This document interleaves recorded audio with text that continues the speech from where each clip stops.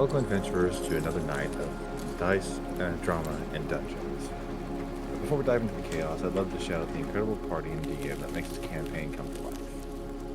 First off, our wonderful DM, Mr. Boss Tom, who doesn't have any socials that he wishes to shout out, but he is giving some extra attraction to his friend, Mr. J. Echo, whose link tree is simply the normal link tree URL /JEcho, JAYECHO. That gives you a link to all of his socials, be it his Safe for Work Blue Sky, his Not Safe for Work Blue Sky, Twitter, and anything else that he deems worthy of approaching him on. I think his commissions are open, but don't quote me on that. Check out J Echo for his quote. I am Sabaran Voltert. You can check me out over at twitch.tv/SABARRENVOLTHERT. I know it's a mouthful, and whenever I'm not DMing my own game here of Dungeons & Dragons, I tend to play visual novels, but I'm going to be exploring into other games with the new PC that Everix here has set up for me. He doesn't have any socials of his own and is kind of shy. So we're going to give him a special thanks for his shy heart. Special thanks to the shy right heart between the ribs for bringing their magic to the table every session. Even if they prefer to stay behind the curtain, we love you dearly. And if you are watching this over on YouTube, I'm hoping that you're at youtube.com/@ancientarchive, because that is where our lovely Miss Silsey, the player for Octavia, is going to be posting at us. She also has a Twitch over at twitch.tv/Silsey. That's SYLCEY. Waka waka waka waka waka. Let's see. For a little bit of a character introduction, I don't have a big thing written out like I normally do over on my campaign, but I played Lash, the Paladin of Redemption, Lady of the Night. She is a fox with many tails, a couple horns, some golden jewelry, and maybe a bone or two to pick with Octavia, depending on what her actions say instead of her words. Our lovely Miss Silsey is playing Octavia, a Bard Ranger multiclass who says that she's evil, but Lash swears she isn't. I guess we'll find out sooner or later. And bringing up the rear, last but definitely not least, Everix plays Mercury and Assassin Rogue with Living Shadow. Ooh. A living shadow that dictates our roles. Yes, because we have a bot in the Discord here called Shadow's Dice Tray. But I don't trust it, so I just use DnD Beyond, where you can keep and manage up to 6 character sheets. No, we are not sponsored, but that would be cool. Shadow will remember that. However, you are partnered with W Energy. This is true. And if you are watching this video, you will be able to find the link in the description below. With your special coupon code that saves you 10%, and not only are you saving 10% on your order, you are sending that 10% to Silsey herself. So you are supporting a very good person. Yeah. But don't feel like you have to get energy drinks just to support me. You should get energy drinks because you want to be full of vim and vigor and plenty of energy. Good, clean, natural, well, maybe not natural, but definitely energy and no crash. So get yourself some of that absolutely starlight, starbright energy today. W Energy. Okay. I will have a proper script written out at some point. Do you want me to just copy paste you my little spiel? Yeah. And then I will of course have to take a couple of creative liberties because I'm a thespian. Specify. Just a little It's bit. however it's however you want to do it. But like whenever I'm over on Skitty Stream, I read that little bit there, and we've lovingly called my bits Gigama because my voice is coming out of her tuber. Ooh, gotcha. That's why you should make your voice so much lower. Sexy, rumbly. Because then that will really throw everybody off. Hearing that come out of... Yes, that would be perfect. Yes! Okay, I've had my moment, sorry. Okay. Indeed. By the way, what is your coupon code? Because I'm not looking at it right now. Eh? Yeah, your coupon code. I know mine.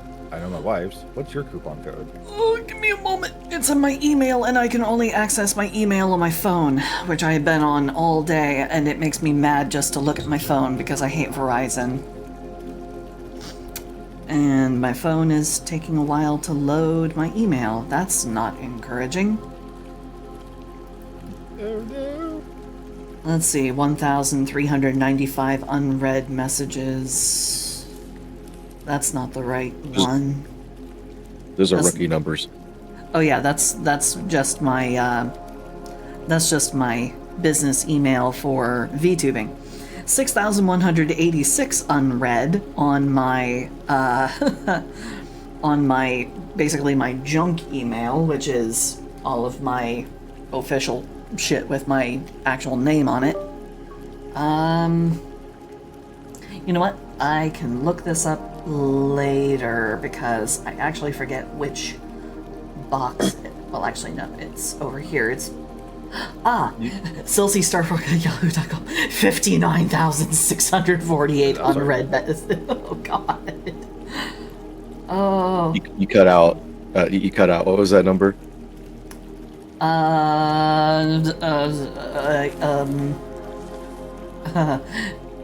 59,648. It's all of my Twitch notifications of when people start their streams and stuff. Okay. But there's actually a quicker way for you to check on what your code is. Go to w.gg, scroll down to partner login, and log in.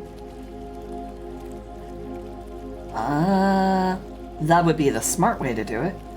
Hold on. I saved all of the... We do things the hard way here, sir. Yeah. I saved all of the emails for the partnering and everything into their own special folder. You can also go to the search bar and just look up Dubby. Okay. Yeah, that'd be faster.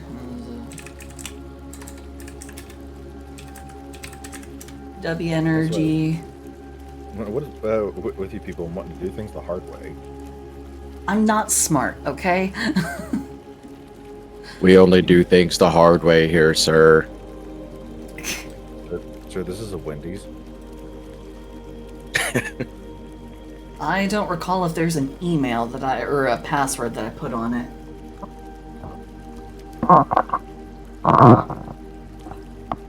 You know what? I can check that out later. All links for everything will be put down in the description. I promise. But maybe I wanted to quickly do my reading with your code. I will get that. I will get the code. I have to actually like do the sign in and create an account and stuff, which I don't think I have because my life.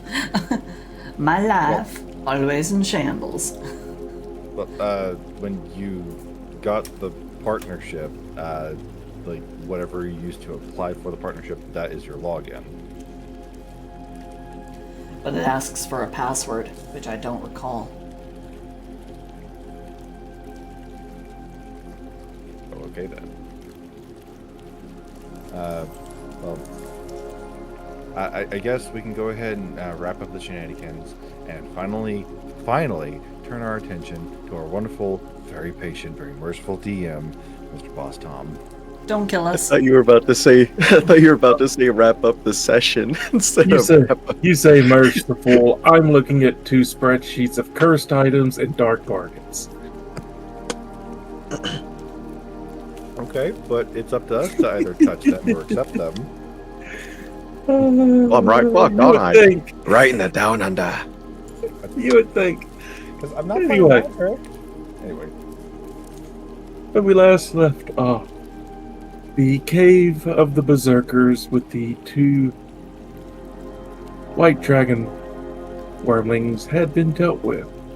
The madness of the frostbitten warriors was used by Octavia to bend them to her side of things, leading to a interesting talk with the goddess Auril herself through the smoke of the mystic brazier.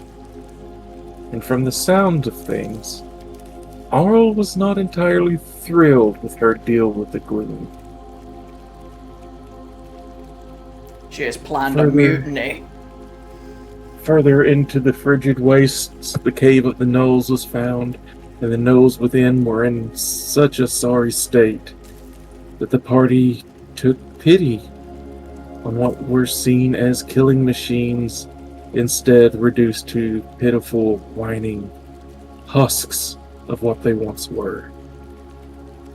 The albino leader was found to be hoarding food, enough to keep himself strong while allowing the rest to starve, leading Octavia and Lash and Mercury to be on the same page of dealing with him directly. It's dealt with. The rest of the Gnoll clan descended on their once leader, devouring him, and letting the party leave untouched. Led by one of the gnolls who had been partially eaten by others to stave off complete starvation, missing a few bits here and there. Right They arm were and led- part of his face. They were led to the glacier, which was said to hold the Gnoll vampire. But their guide was confused. No path into the glacier could be found, even though they were sure it was there before. This did not stop Octavia, who bent the ice to her will, And forming a tunnel and leaving her mark in the tunnel in the visage of statues of her along the way. Once inside, they found the remnants of a deceased individual and a professor orb named Scant, who knew of the vampire they were hunting and agreed to tag along to help.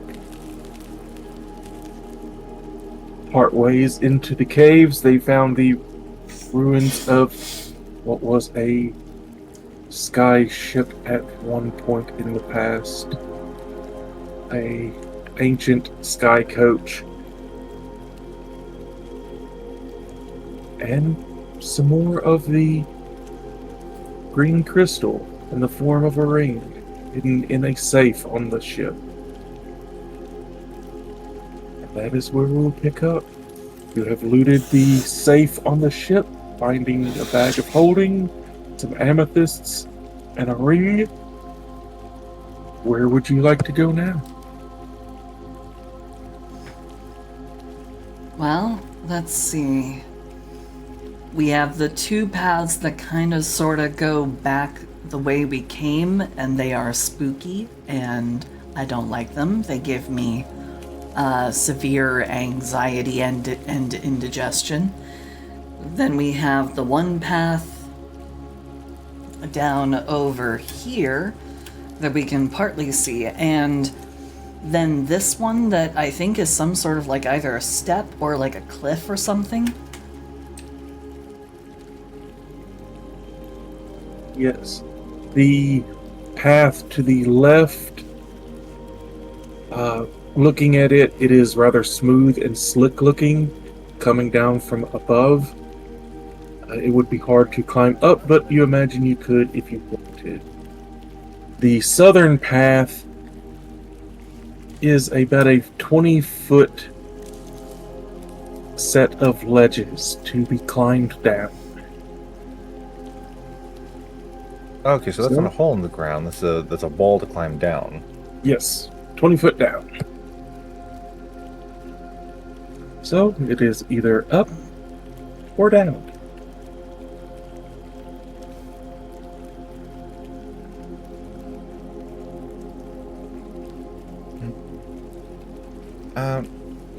Professor Orb, which direction did you all take the last time that you were in here?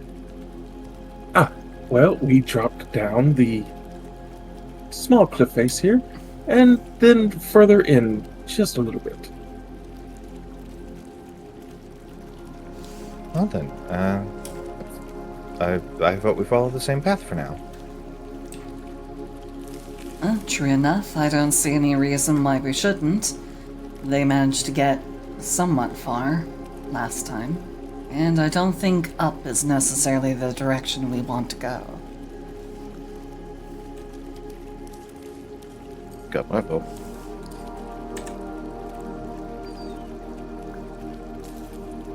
What is the ground made out of in this place? Is it ice as well? Or are we like walking around on ice, or is this like rock and stuff hidden deep within the ice? This is pretty well solid ice. I'm gonna Minecraft it. I'm going to make a big old stairwell down because I don't want to climb. Are you kidding me? In fact, anyone who wishes to make a perception check to examine the ice is more than welcome to. Uh-oh. That's never a good thing. Give me a second. I will pull up my sheet so then I can do said perception, you said? Yes. 20. 26. And this is considered my my preferred terrain? Very much. This is Winter Wonderland. Sleigh bells ring. 25. Ah, it is. By the way, can you hear me better now? Because I saw somebody was saying that I sounded low.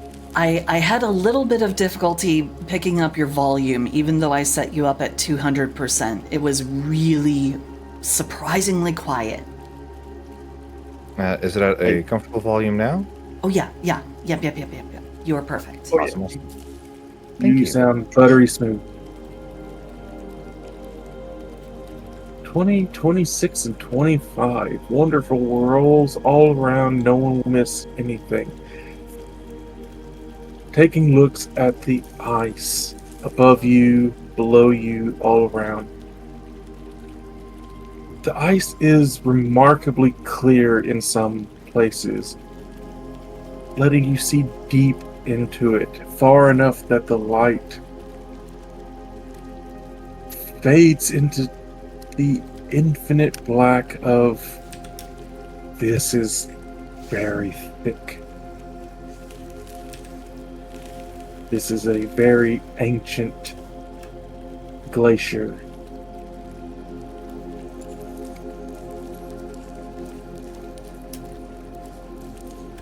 No telling what could be trapped within. So I was also planning on getting down in a creative way, but now I feel like I need to get something established with the DM first. What you need? Well, obviously, Lash has been here for a while and has tested what is and isn't safe with her weapon form. If she would have jumped off the edge and in midair turned into her weapon form and landed, would she have taken fall damage in her weapon form? No. From this distance, no. Higher, possible. Once you start getting into terminal velocity area, don't matter how small you are, something's going to hurt. Okay. I wanted to get that established before I was just like, I'm gonna yeet myself. I cast Yeetus Deletus. Better than casting Fetus Deletus. Anyway, I'm cast sorry. N- Terrible joke. My bad. I'm sorry.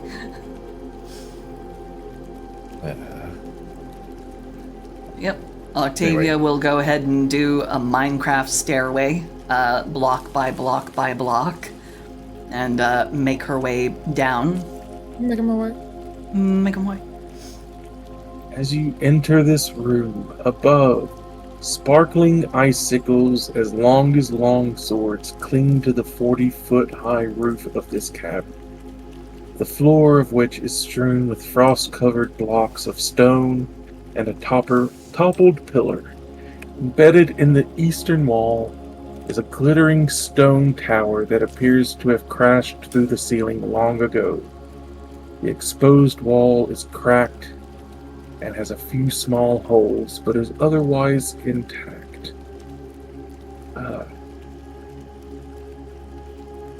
As you come within view, Professor Scant chimes in. That tower. There was netherese in construction, and if not for the cracks and holes from it falling and things chewing at it, that stone would be smooth as crystal, shaped by magic itself. Is this the fallen pillar that you were talking about before? No, just a little bit further in would be where we made it to. But, which direction? I see 3.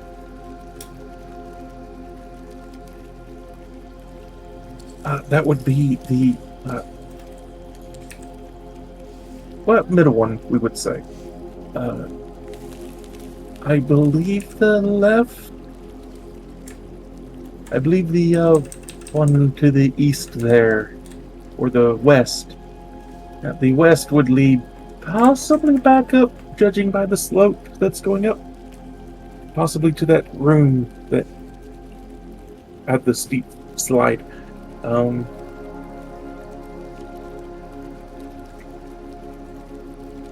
We did investigate this tower for a little bit, but we did not go too very far again. The tower I am talking about, though, would be the South Passage. Okay then. Any objections for us going the south path? Looking at everybody else. No objection at all.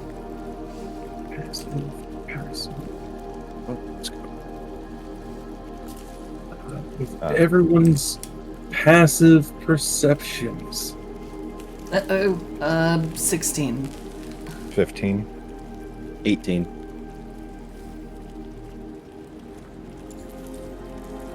As you make your way to the middle of the room, you can see that the icicles at the ceiling are not entirely icicles.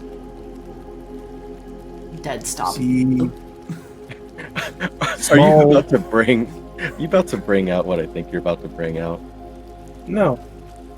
You see curled up in the icicles small imp-like creatures, the same color as the ice around them. Oh no. And they are looking at you. Oh no. Are these Mespits? Are these... Oh god. Oh boy. Looking at them, do I recognize what they are? As a being of elemental nature, you do recognize them. These are ice methods. Methods, that's right. That's what it is. Not Mespits. Methods. Got it. You have noticed them. Would you like to give me a active perception roll to make out their details more? Sure. Sure. 18. 25. Octavia and I switched perceptions with our actives. I got 60. You got a natural 20. Got natural 20 for 25. Yeah. Nothing escapes your foxy eye. For Lash and Octavia, engraved on the heads of each of these methods is the marking of Arl.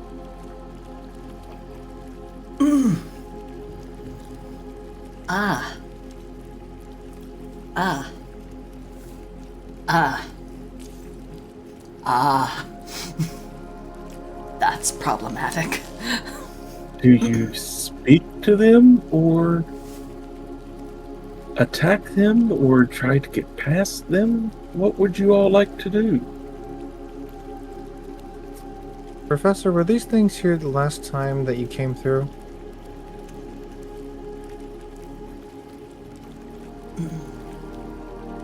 I don't believe they were. If they were, they didn't bother us. Yeah, if the glacier had been sealed off and they weren't here before, how did they get in? They're elementals. They might have been conjured from the very ice.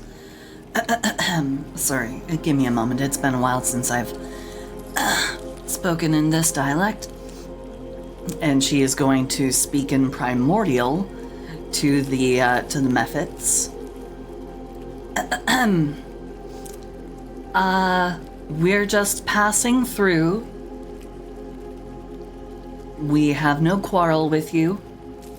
We're just moving through. No need to mind us.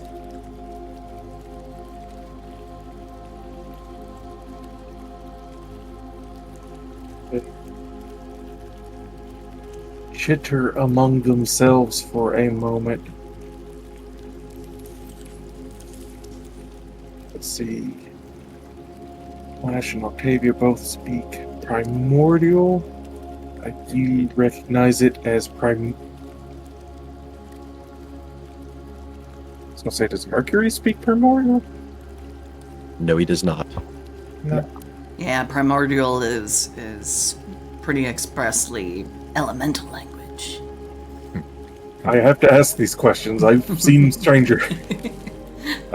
Again, I love that we made such a dichotomy of each other because we're both elementals, we're fire and water, and we're morally against each other. For the most part, but we fundamentally want the same thing.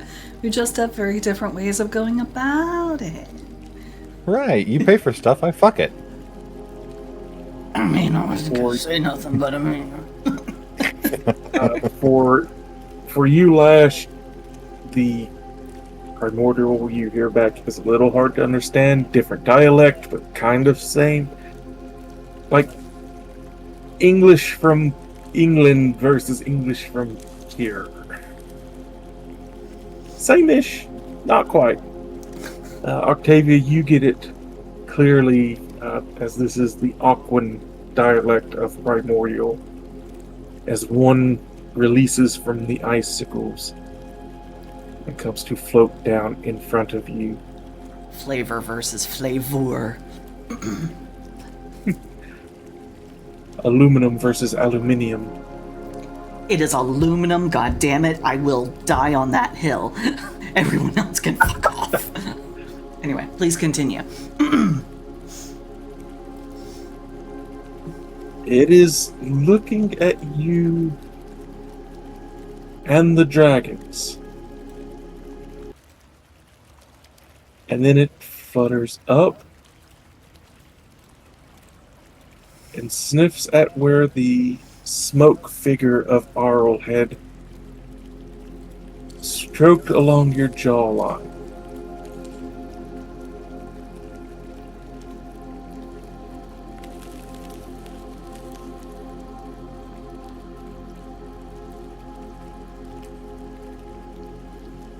To allow it, to swat it. She is just going to kind of she'll She'll keep her hands over to the dragons, make sure they don't tear this thing apart. Don't want to cause a disturbance so early in the adventure.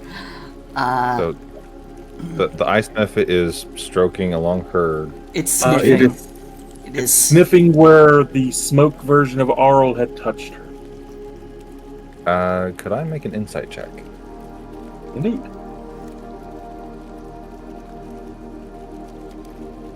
I have 7. I don't understand the water things. It might just be an ice and a water creature thing.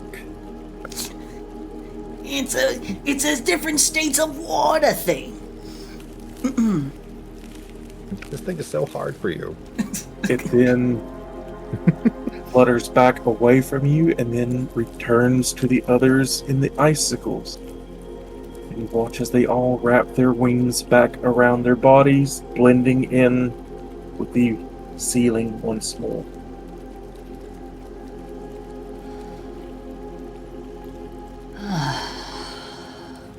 Right. I think we should not wear out our welcome here.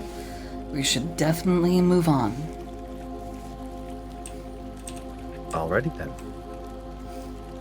And I guess we're gonna just keep proceeding to the southern path.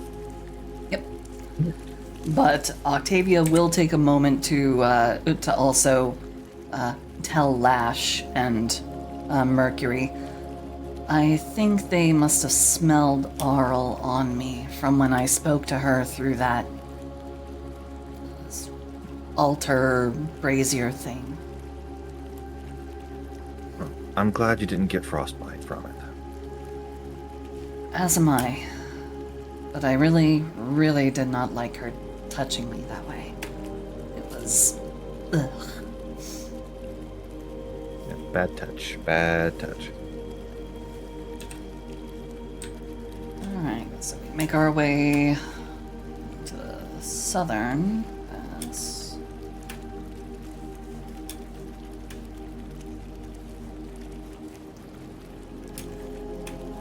Just clearing out the fog of war. Yep. I mean, that's what it's called in Roll20. Yep.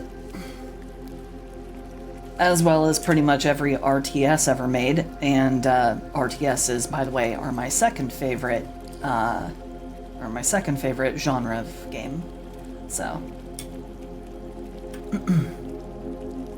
all right. So we enter into the room with a fallen tower. And at this point, Professor Scant perks up. This is as far as me and my companion made it. Okay. Not terribly far. All It things was considered. It was when we reached the tower that I wanted to use another divine sense.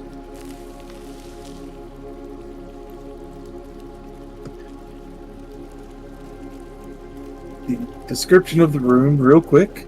The top of a partially shattered tower rests on its side in the middle of this 30-foot high cavern. Long icicles hang from the ceiling above the toppled spire. North of the tower is a 15-foot diameter hole in the floor that seems to be the upper end of a tunnel, the walls of which are glass smooth.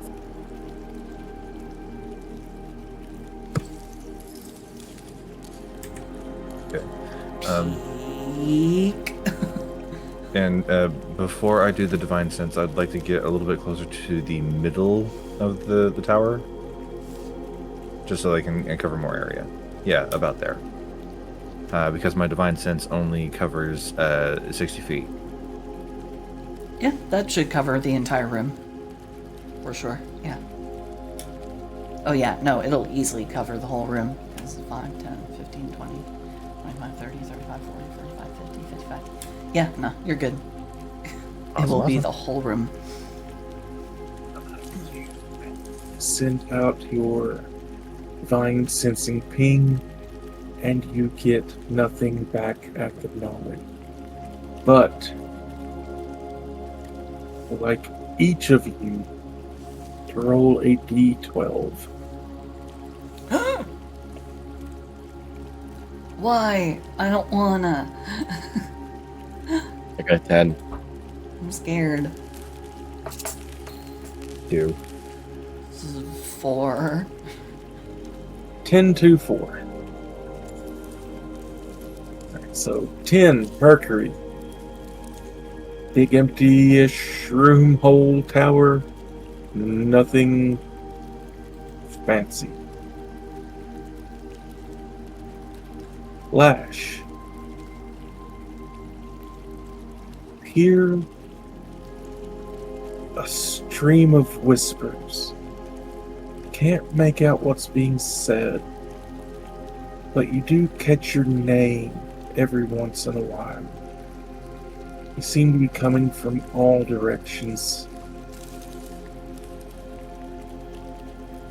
Before they abruptly stop with the last word being said, being your name once more.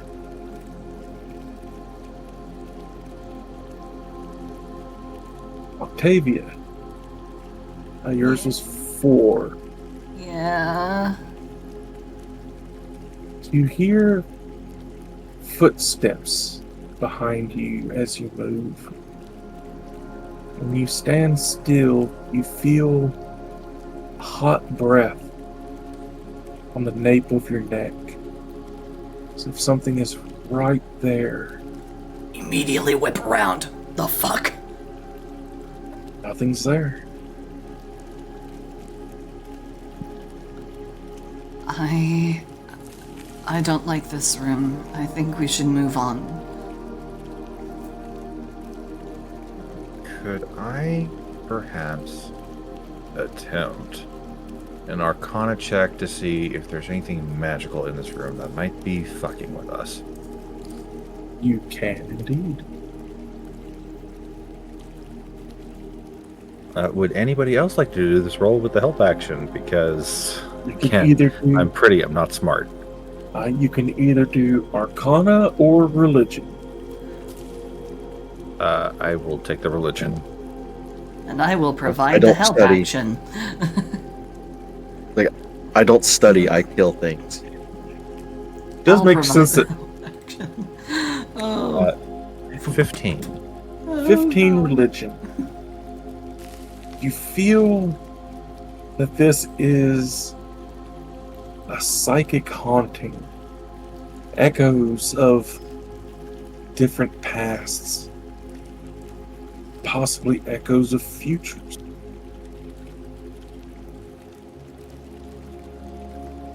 This place seems to have a way of capturing and holding psychic trauma. And you all seem to have just walked through a cloud of it. It seems like it was harmless, but still, for Lash, they knew your name.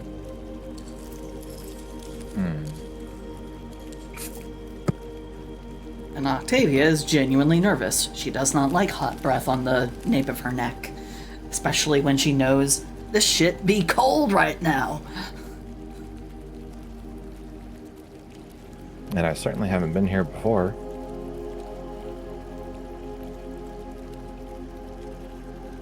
I really don't like this room. There's something very wrong here. Well, there's nothing physical here for us either, so... Mercury, do you think we should head north or south?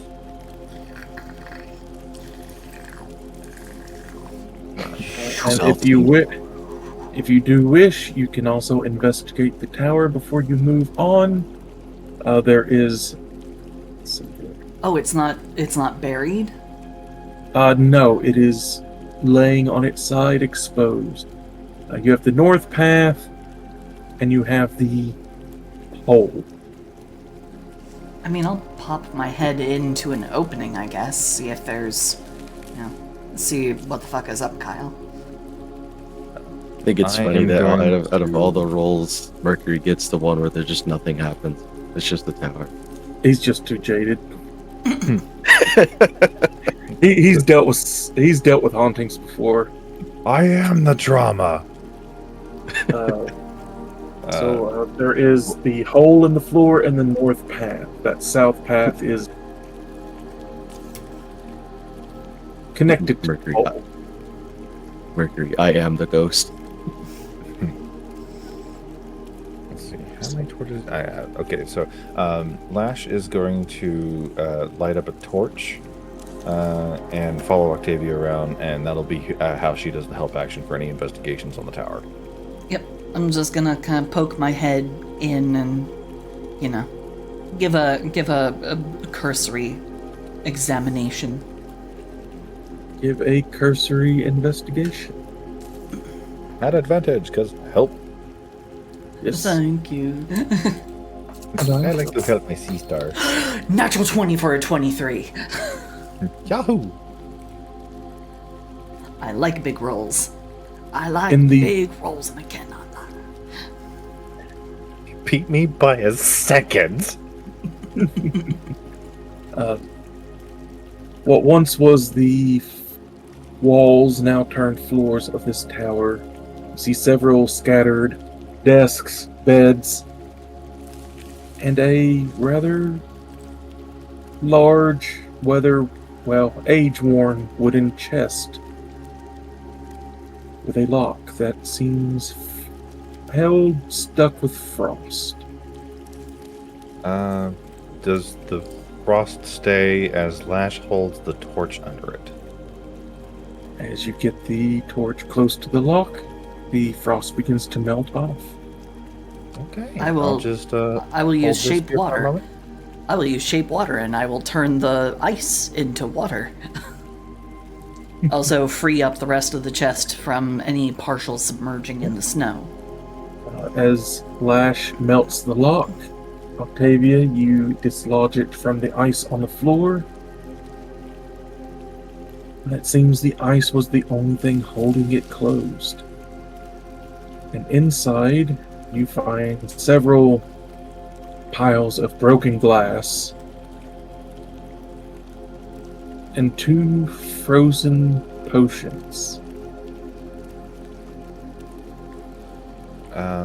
I would like to take a moment to do prestidigitation to heat the potions, to make them not frozen.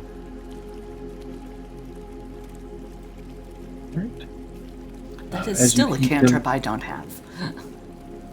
As you heat them up, you begin to see the shimmering red of healing potions. Ooh. These are 2 superior healing potions. Ooh. Okay. Among the glass, you also find 2 platinum coins. Also, who gets these?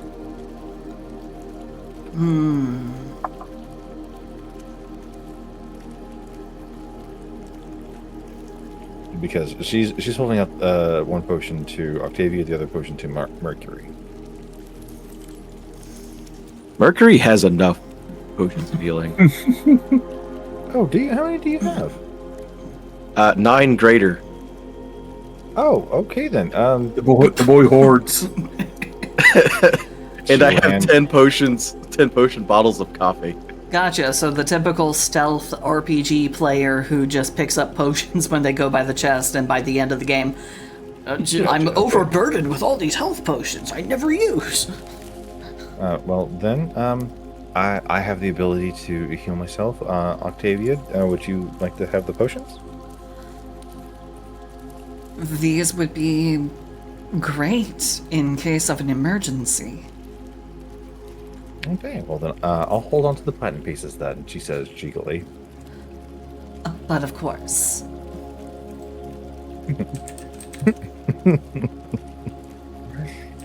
So, you have the Hole of Wonders or the Northern Path? So, These I'd like were to get- superior? Yes. Okay. I would like to get your all's opinion on whether or not I should toss this torch down the hole. Or, hear me out, I could climb down. But we can't back you up, and oh my god. What? I just saw Gigabaw. Oh. Oh no! Wow. That's a lot of woman. That chin. Punch a hole in the heavens with that chin. Those shoulders, god damn. Can absolutely just. Mercury is going to say, for the 100,000th time, I am very sneaky for one, and two, I have my ways of getting out. If I see danger, I will come back. And I get that you're sneaky, but you can't be prepared for everything. Actually, I can.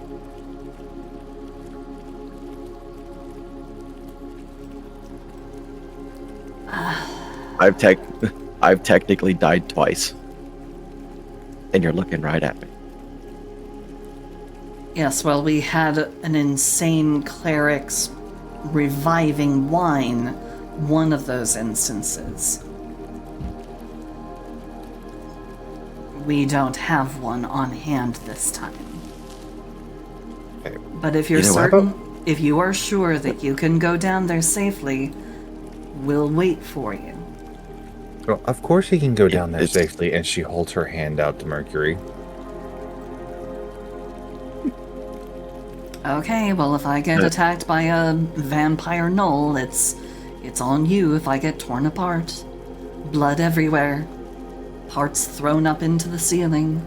Oh, woe is me and my lonely self. And you're two You have powerful good boy dragons. Yeah, Mercury was about to say, you have two dragons at your side. I'm not as worried about you as I used to be. But yeah, Lash stands there with her hand out to Mercury, but holding the torch out to Octavia to take. So you can't necessarily see his eyes, but he makes the head motion like he's rolling them anyways, and takes Lash's hand. And once Octavia has the torch, she turns into her weapon form. And while in weapon form, we'll telepathically say to Mercury, "Yeah, keep rolling those eyes. Maybe you'll find a brain back there." Clever. Now be sure to bring her back, okay? Yes, Your Majesty. If Careful, she might like if that you too much. She's already used me as a throw. But if you do find yourself into danger, just scream, I guess. Oh, I can do that, yes. Most certainly. Absolutely. The sound will carry through the hole. We'll hear it. I might come back deaf, but we'll hear it.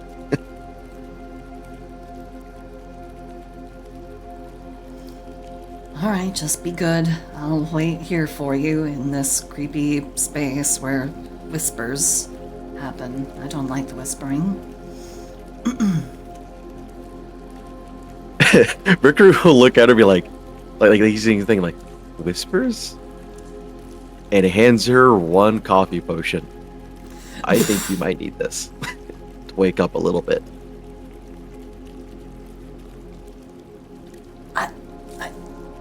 You think I'm crazy? It's a crazy one. Maybe a little bit. A rubber room with rats. They drove me crazy. Okay, all I'm saying is I don't hear any whispers. And he holds up his hush ring.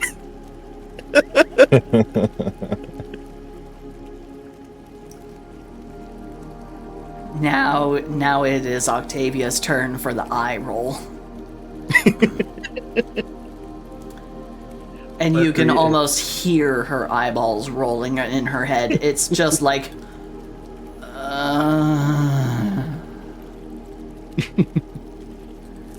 Alright, go crawl down the hole before I kick you down. As you look to the hole, Mercury, you see your shadow jump in and appear to slide down the tunnel like it is a giant slip and slide. Mercury will do the same, but what he like he's still going to keep himself prepared to catch himself if he needs to. Also, he's got web on hand in case he needs an immediate stop. I would also like to go ahead and add warding bond on top of all of our protection. So while it's up, you have a +1 bonus to AC and saving throws, and resistance to all damage. I love seeing the contrast between my two characters in the back-to-back campaign. All right, where am I dropping these two fools off? Just follow that southern tower to that big room at the bottom. So this is the underground tube right here? Yep.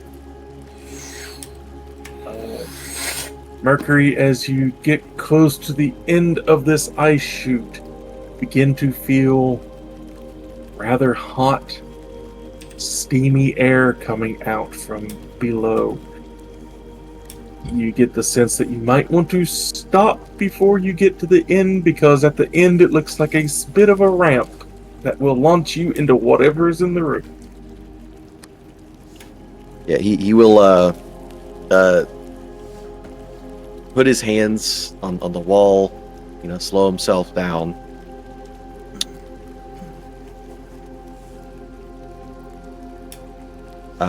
And then he will slowly make his way up to the top of the ramp to look over. As you look into this room, It's like a sauna here. in fact, it is like a sauna in here. You see several pools of water, each one near bubbling and steaming.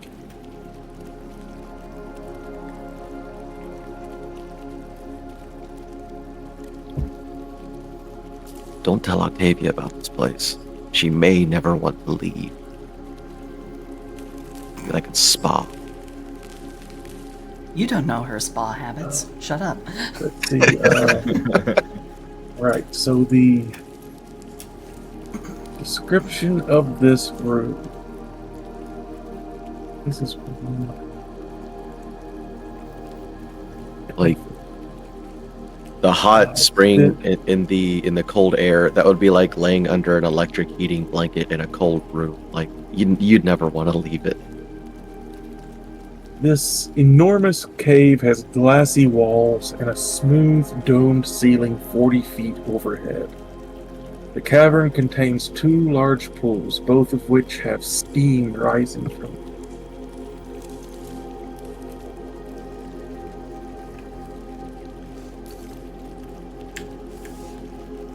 I can use my Divine Sense 3 more times today. Should I go ahead and pop another one here?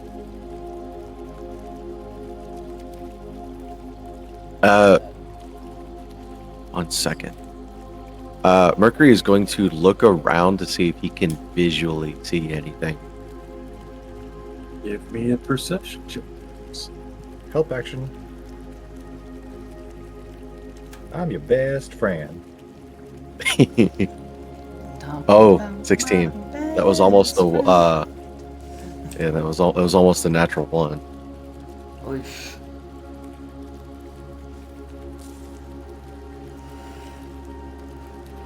Mercury, what do your spider eyes see? My spidey senses. My spidey senses see a bitch. My passive is higher than that. Looking around a little bit into these pools, you almost think you see something moving under the water. It could be the heat of the water just causing turbulence. And then there's bones.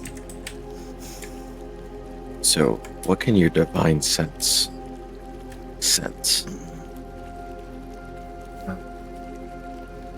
celestials, fiends, and undead. So I'd definitely be able to pick up on the vampire knoll, as well as any angelic or infernal beings. Doesn't it also do and fae? detect undead. Mercury's just like, you can detect undead. Yes. I should keep you around. Blushes in whip form. That has a double sexual meaning behind it.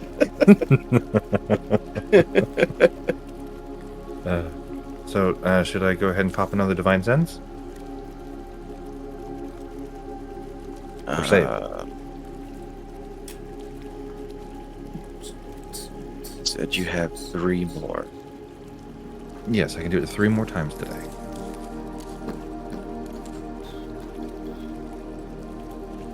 I don't think what we're dealing with is undead, celestial, or whatever that third thing was in this Fiendish. speech. But if there's any fish that can resist, or fish creatures, they might be in there. Seeing something moving around the pool. Do you think the roof would be too slippery with the heat? Yes, with the ice being melted, I won't be able to get a good grip. But either way, I promised Octavia that we'd get her as soon as we got down here to check. So, gotta climb back up. Okay.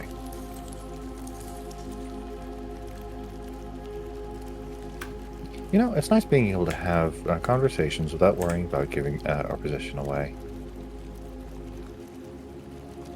Yeah, it's very helpful. Octavia, after some time, you begin to hear sounds coming up from the tunnel. Eventually, Mercury pops out. Would she be able to hear the sounds? Are you sneaking? I'm sorry, I'll be right back. There's somebody at our door. Hey, Why is someone at your door at 9:30 at night? be careful. The boots of elven kind. Right, boots of elk. yeah. I forget about those. So, no, eventually, Octavia, you just see Mercury.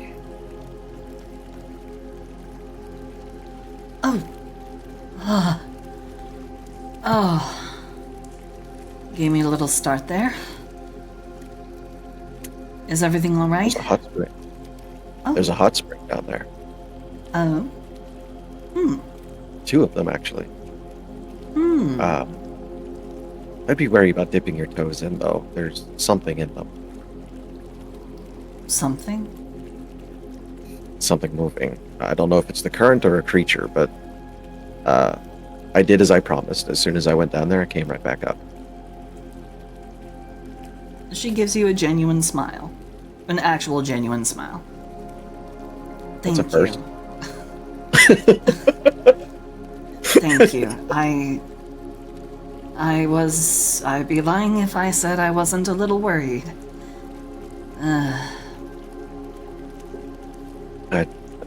I understand. I really do.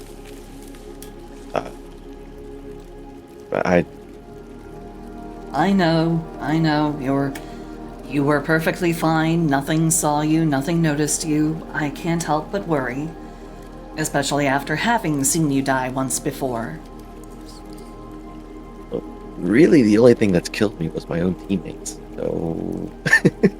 I beg your pardon, I have not killed you yet. But keep talking Yet. like that and that may change. Yeah. See, now, who's the real dangerous entity against me here, huh?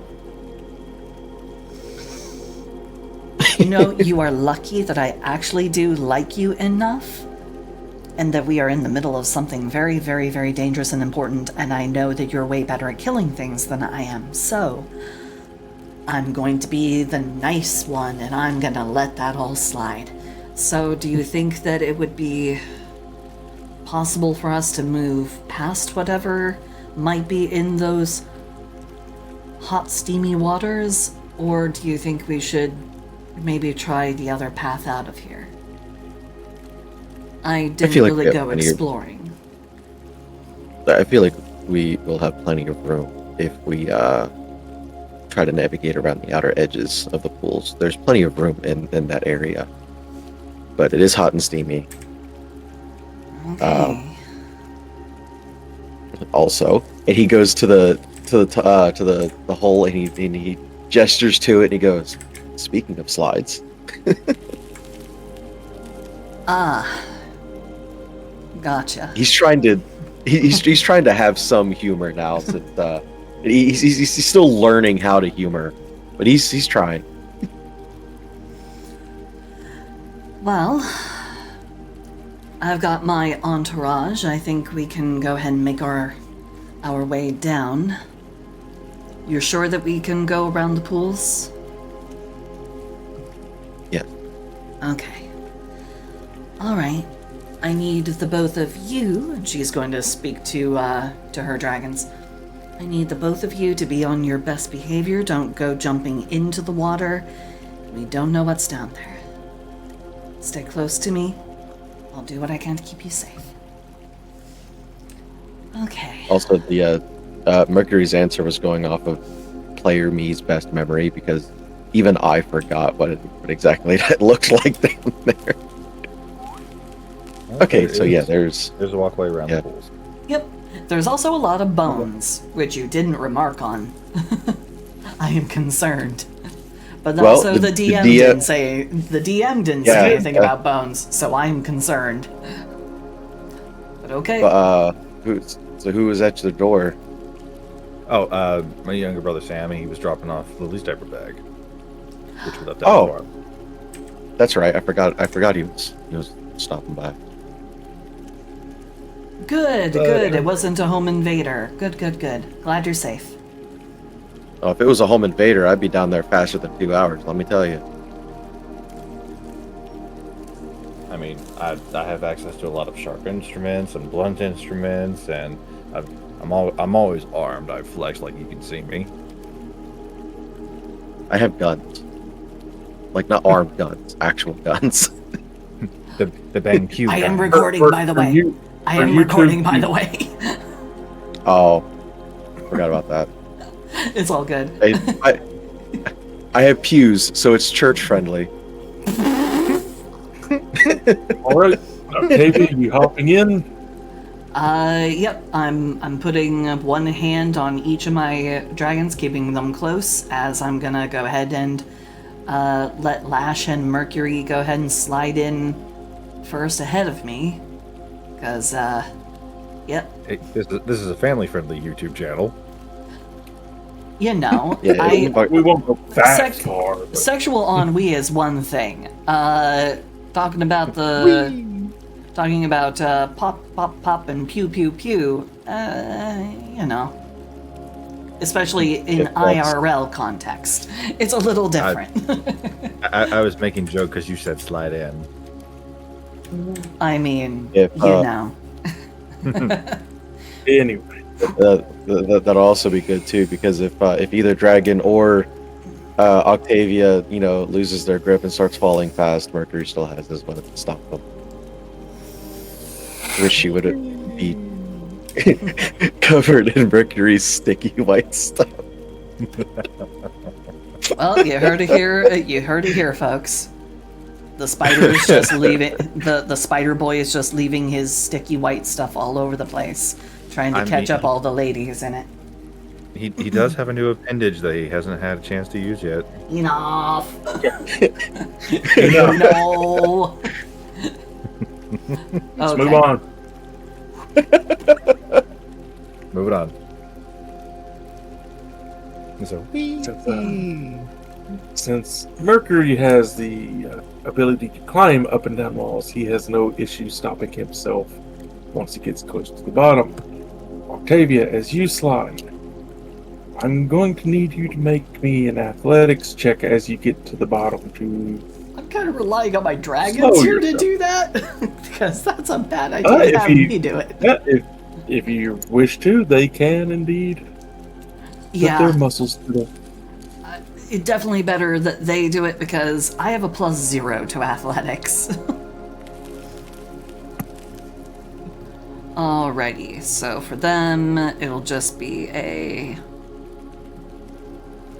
Hey, another perfect dichotomy. I have no brains, you have no brawn. plus... For them, it would be strength at advantage. Oh, strength at advantage. Okay. So that's They are either going to both- be a 15, 14, so 15.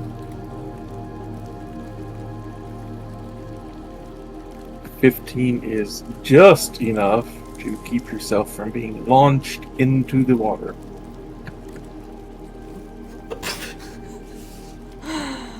The piranha filled hot. Well, I mean,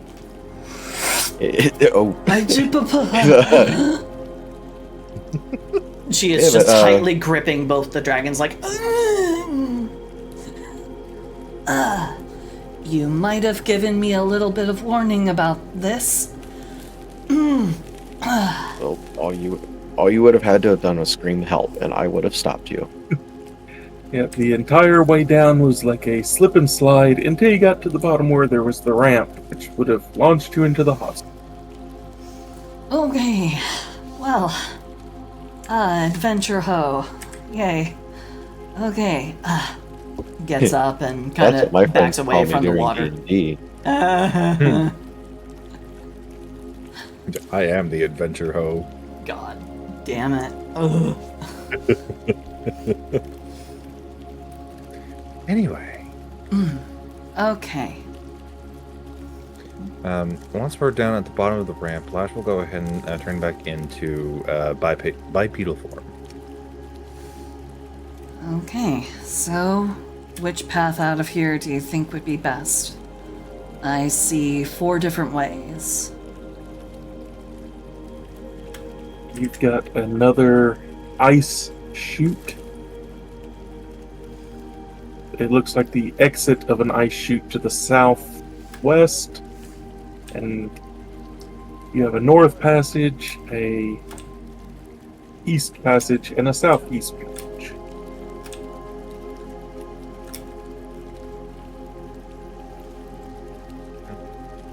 So where would you all like to go? And would you like to... Are those...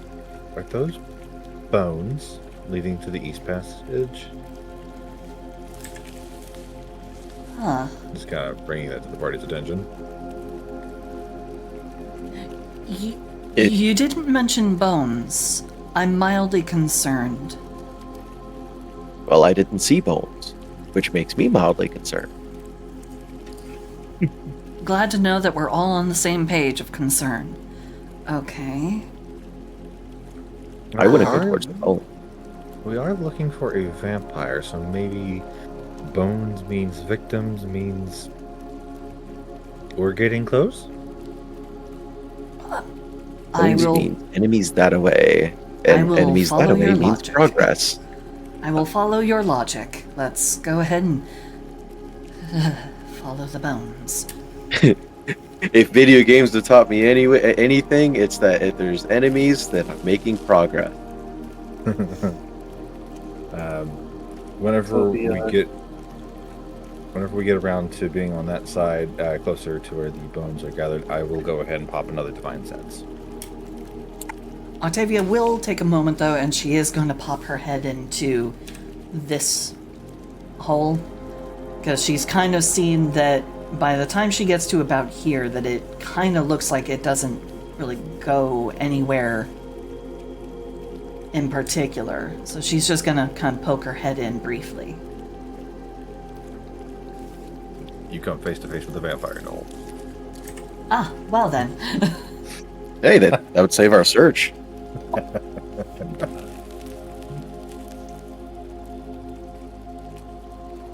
As you enter this room, Octavia, roll me a 1d12, please. Anyone else entering the room, also roll me a 1d12. Well, I did.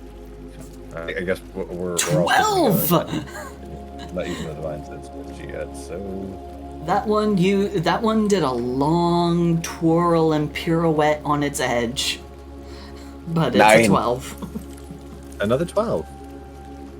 12, 12. Neither of you. And Mercury got a 9. 9. 9 total. Empty room. Nothing here. Did I get nothing? Did I get nothing again? You all got nothing.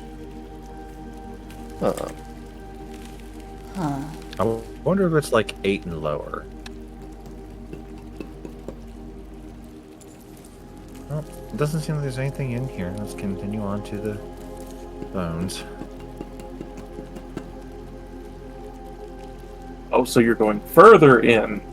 Oh yeah, no, she's checking it because she sees a small little thing here and a small little thing here. She's a curious Cindy, so she'll just go. As you enter the southern room, Octavia, roll me another D12. Oh boy, This is the hot spot. 4. 4. That's what I got last time. Once again, you hear footsteps close behind as you move, and as soon as you stop, once more hot breath on the nape of your neck.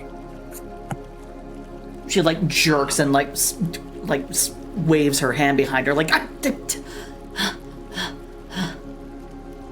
Okay. And you're Nobody was behind me. And questioning why I thought you were going crazy. It felt like something was breathing on my neck, and I heard footsteps.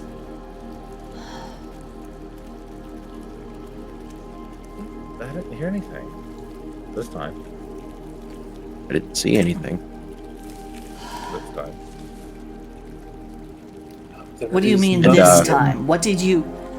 Lash? What do you mean last time? You didn't say anything about having heard anything before. Are you just trying to embarrass me? Are you trying to embarrass me? No. Whenever we were up by the fallen pillar, I heard a bunch of whispers and occasionally heard my name. All right, so we're all little nutter butters. Let's go to the bones.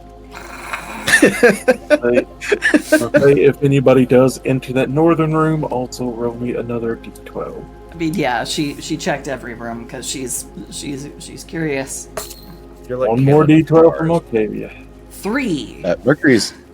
Mercury's keeping a close eye on her this time. 3. 3. That's a fun one. Oh boy.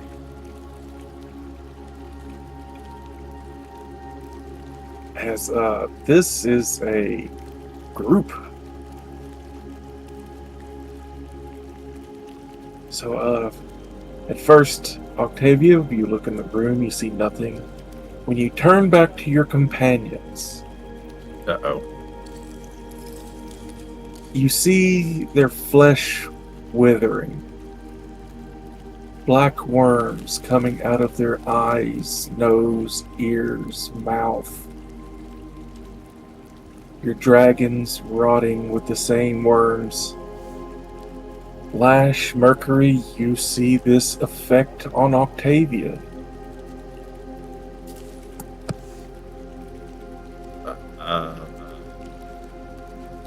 Okay, so I can't really do it justice because I don't want to wake my baby up, but yeah, Lash is like, Octavia, what the hell happened to you?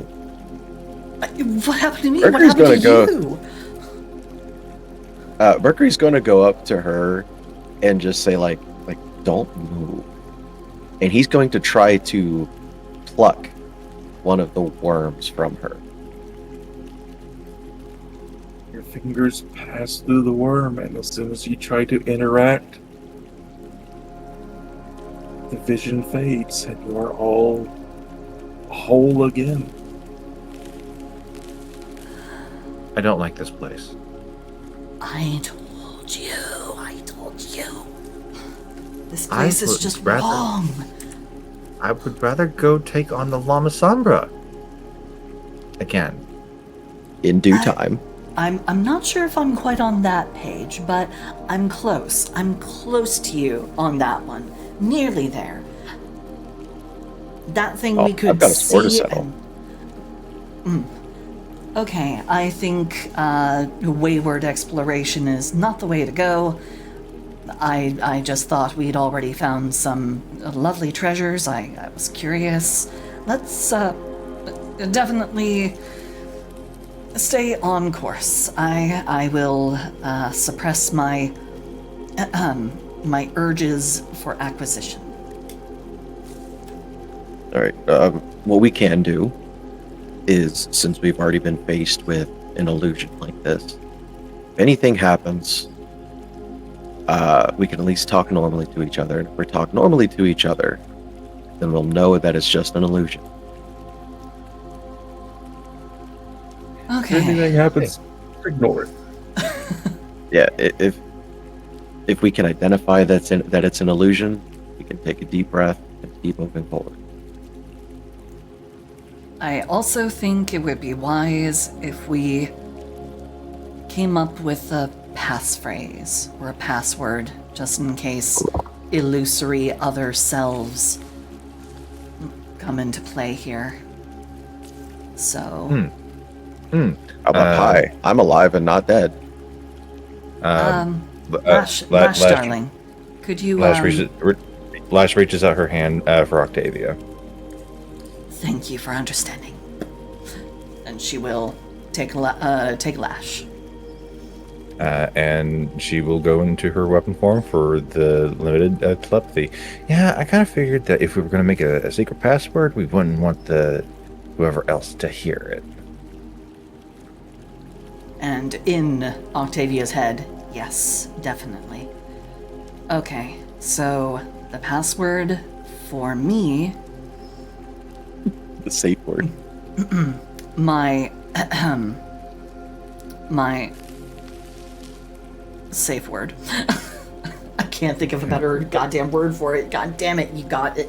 Oh, fuck you. Anyway, Maybe later.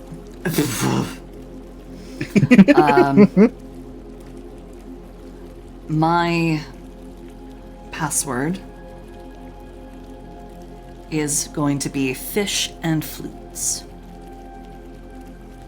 Fish and flutes. Okay. I will be whips and tails. Okay. All right, now pass me over to our favorite spider boy. And she will do so. Okay, so Octavia's passwords for knowing that it is her will be fish and flutes. I will be whips and tails. What will your passwords be? If we're going on the theme of cheesy, I can be webs and skitters. Okay, pass me back to Octavia so I can let her know. He does so. Our favorite spider boy is going to be webs and skitters.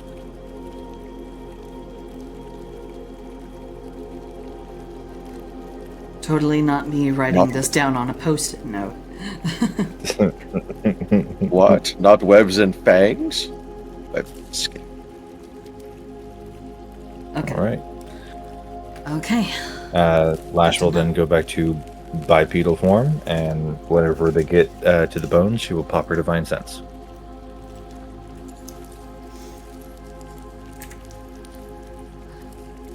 They did mention something in the water, so Octavia, I mean, it's right there. It's not that far. So she'll kind of crane over and take a quick little peek as far as she can down into the water. Wandering off. She didn't wander off. She's literally right there. But you're As they're walking, dangerous. as they're walking, Mercury's keeping more of an eye on the pool that they're walking around to see if he can see like what he had seen earlier, if he can get like a closer look at it. Give me an investigation, whoever wants to look into the water. I think that's kind of everybody's doing, or at least the two of us are, so. Just don't follow the lights.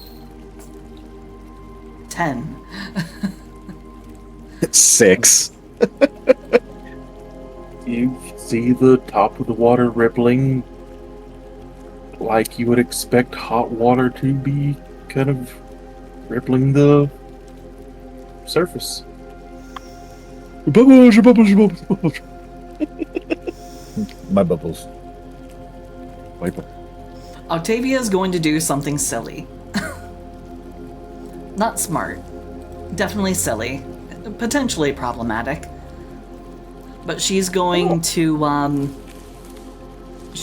use shape water, and she is going to change the water opacity, which is one of the effects that she can trigger with shape water. She's going to make it crystal fucking clear, like absolutely glass clear. I'm actually glad you said glass clear because I have a picture for this. Yeah, make it Yeah, glass please. clear and get a reaction from Mercury. So, I'm going to put this in. I'll just. No, not the locations. This is a location. As the water goes. Oh, my internet just went bleh as I loaded this image. One moment. So, in locations and map, as the water goes glass clear, this is what you see curled up in the bottom of the pool. Oh. It is turned immediately opaque again.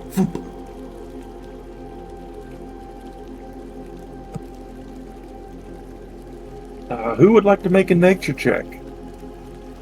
Me. Especially Sure. because this is a Arctic creature, I presume. Let me Indeed. let me give you the help action. Well, how about you do your own nature check? I'll give her the help action. A 22. The help action won't help me because I am a ranger, and this is what I do. So a 22 is what I got. Okay. So then I will use the help action from Lash. What's your nature? +1. Better than my +0. Again, Natural I'm 20 for pretty. 21. I'm not smart. Wait. Yeah, natural 20 for 21. These are remorizes. Centipede-like terrors that burrow through snow and ice to ambush smaller creatures that trespass into their territory. They are extremely hot, able to melt these glass-like tunnels through solid ice as they burrow.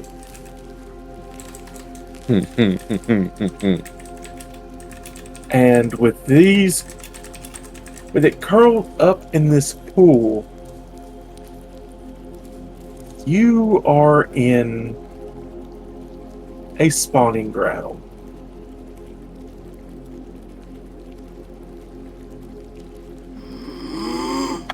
You are in its nest. She already turned it back to opaque. It was only clear for like a second. Yeah. Only long enough to get what she was to understand what she was looking at. That she just went. Whoop. Okay, well, curiosity satisfied. Let's go ahead and proceed. Mercury explains this to like as he speaks it to the others, like explaining like what this is and the fact that they're in a breeding ground or spawning ground. I mean, Octavia did get a 22, so she probably Yep. knows this as well. So Yep, Octavia and Mercury, you know what these are. You explain it to Lash through the mental. No, she turned back person. You explain it to her very quietly. As we are making our way Making her way out. through the bone door. Through the bone zone. As you Okay. move into this room. But we You do not see go into another- the pool. We do not go into the pool as I've dropped us. Yep. I'm just. Give me a second.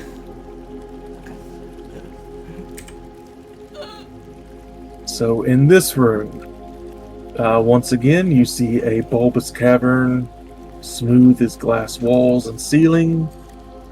Wisps of steam rise from the roughly circular pool. South of the pool is a shallow crater filled with oversized snowballs.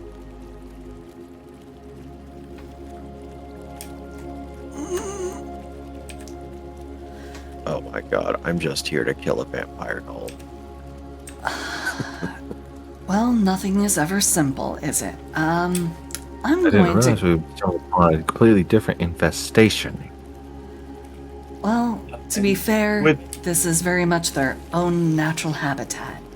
As horrifying know. a notion as that is.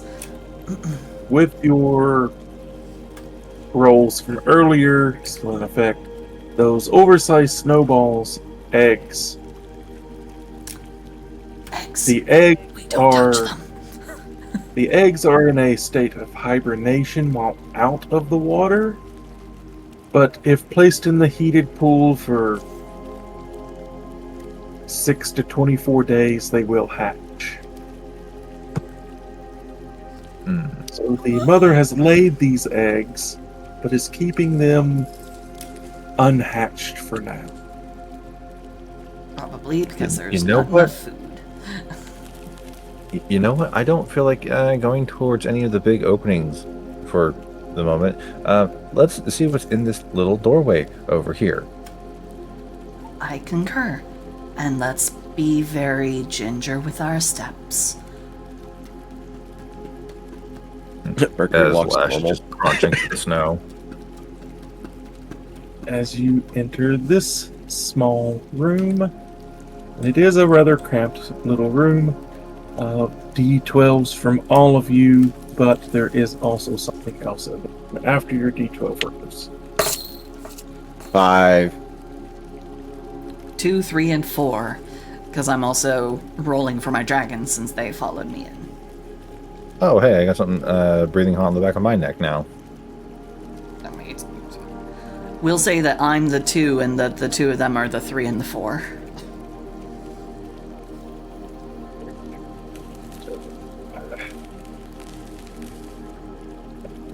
Need to stop closing that tab.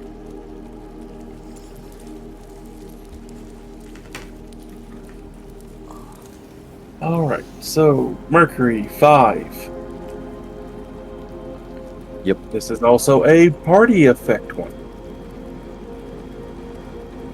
Each party member detects a familiar scent that triggers the memory of a tragic or fearful event in their past. Mercury, what do you smell? Mercury, since they're around the lake, or well, a little pond, and for a brief moment, Octavia had turned it clear, like Glass Lake. He's going to smell. He's going to smell what the inside of the of that mirror realm smelled like when Mirror Mask technically should have killed him. Overly sterile with a hint of overly sweet rot somewhere. Lash, what do you smell? What do you remember? She smells the inside of the mausoleum whenever she was first looking down at the dead body of her sister. So, Must be uh, old. and the various chemicals that Morticia might have been working with, like formaldehyde. Tavia, what do you smell? What do you remember? And I am so sorry. I will be right back. Not a problem. Octavia would remember standing before the child the first time. Her first real true face-to-face with something of that caliber, and she was doing her best to try and make everything work. Just that smell, almost like iron, because the blood is just flowing through like every part of your face. So she would smell like her own fear and blood in her own nose.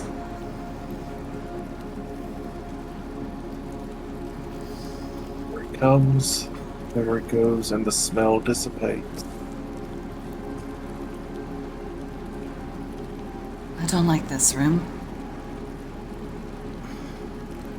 Along the northern wall, you see a figure. What? Lash is gone. I will wait for Lash to return. Yeah, like when Octavia says she doesn't like this room, Mercury's kind of like frozen in place.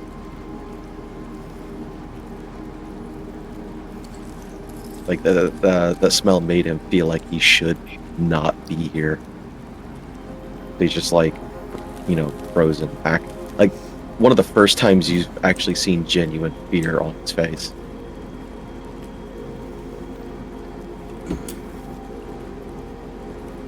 I shall wait for Lash to get back. Yeah. Yep. Probably having to wrestle a child. Defeat the bug.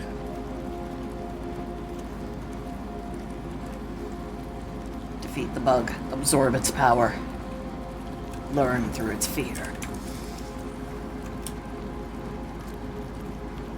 Good lord. There's so much left to explore. There is. God. But I definitely think it was a good idea to cover things up. That way we are not tempted to go toward the... I was gonna say, because who remembers what the elves see? Yeah, that's the other thing. This helps us know where we've been.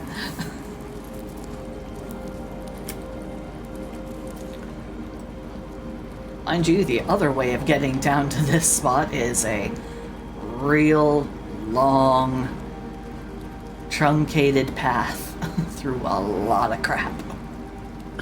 Oh, yeah. We usually have a bad habit of picking either the quickest or safest routes. This is a nice change of pace. I will definitely try and do more Fog of War in the future.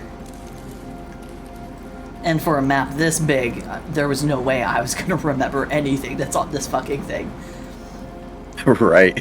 I mean, there is one thing I remember, and that's only because we also talked about it when Boss first sent me the map. We all talked about it because we all saw it. That was the Cthulhu motherfucker over here. Oh. But we have to pretend I have to pretend not to remember that that's where he is.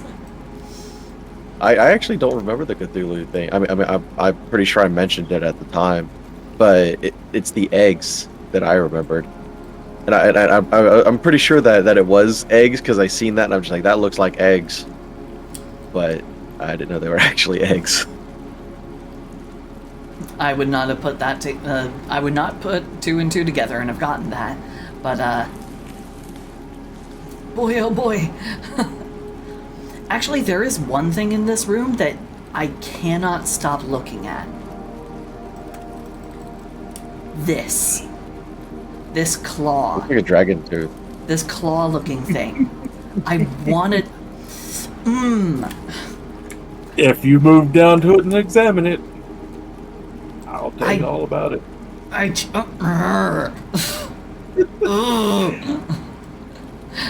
that requires going back into the scary place with all of the really fucking scary fucking bugs and the fucking magma water.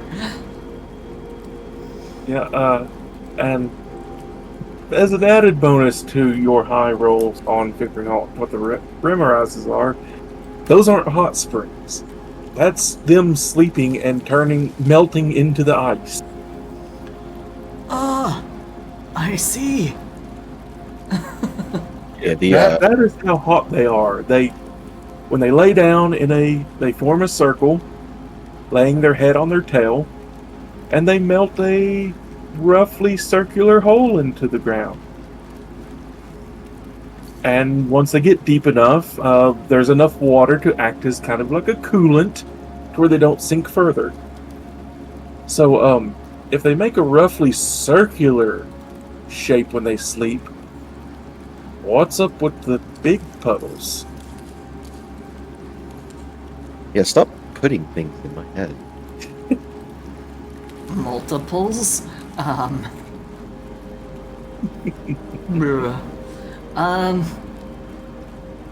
Maybe they just like different sleeping positions. Just a question, minor little question, not a big deal, not anything anyone needs to worry about. Shut up, don't worry about it. About how big are the eggs? Just out of curiosity.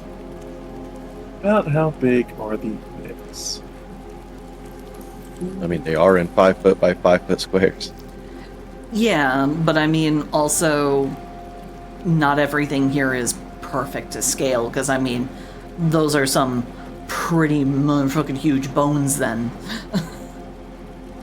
Also, if you imagine them making the puddles by curling up, you can count how many centipedes are in the water by how many peaks there are in the water.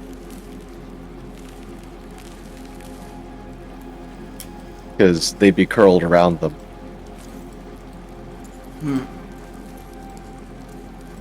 They are roughly 1.5 foot wide.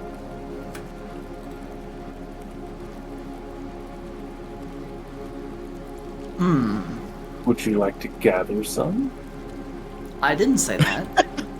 I didn't say that. Huh? What? What are you talking about? What is this? Definitely not while everyone's watching. Are you fucking out of your mind?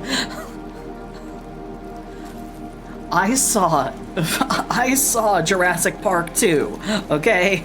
And 3. I remember how those movies went. Don't go for the fucking eggs. It never turns out well. Gotta say, I do like the Remoriz's new art. That's some good art. Oh, the thing in the NPCs? That is actually some pretty damn cool art. That does actually have me kinda sorta actually considering nabbing an egg. Because that is actually really fucking cool. That makes it... Here's their old art. When this posts. Yeah, here's their old art. Not bad. You get a sense of the legs on them. The new art, I like the face better. Oh yeah. Yeah, the face makes it look more insectoid, where the old one makes it look more demonic.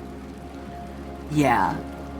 Actually, it just genuinely looks more like a crustacean. So, can you, if you've ever played the Subnautica where you're in the ice? I wanted to, but I haven't gotten the chance to. This would be where some of the inspiration for one of the creatures comes from. Gotcha. Oh, what? But, right. yes, I have seen a playthrough that did show a little bit of that. Yeah.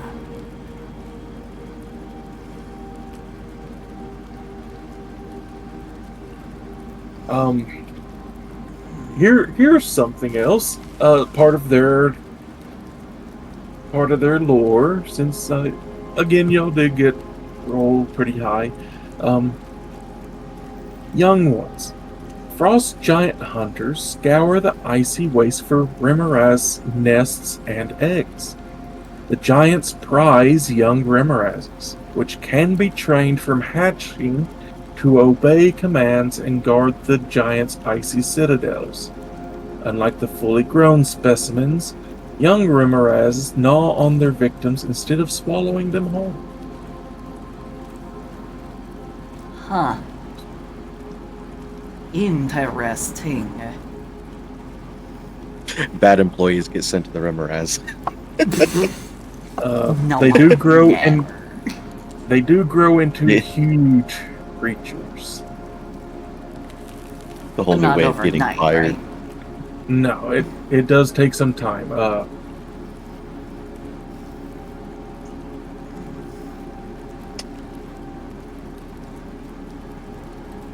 I do not like how little lore they put into the new monster manual for them compared to the old monster manual. I mean, I assume that the lore probably didn't change as much. They just wanted to update the look. Well, the lore for Remoraz in the new monster manual, it just says Remorazes are centipede-like terrors that burrow through the snow and ice to ambush smaller creatures that trespass in their territory. The old lore was Arctic predators. They live in Arctic climes, preying on elk, polar bear, other creatures sharing their territory. They can't tolerate warm weather, having adapted to the cold by generating a furnace-like heat in their body. When hunting, a Remoraz burrows below snow and ice and lies in wait for the faint vibration created by creatures moving above it. While hidden under ice and snow, they can lower their body temperature so it doesn't melt their hiding place. And then it goes into how ice giants find eggs and raise them. So there's next to nothing in the lore for the new book, which kind of sucks. It went more art and less what is this thing? Yeah, I think that was what they were wanting to do, because, you know, a whole new... One of the easier ways to sell a thing is to give it nice visuals. They did give it nice visuals. All the art in the new books has been really good. I mean, yeah, the difference between those two is night and freaking day.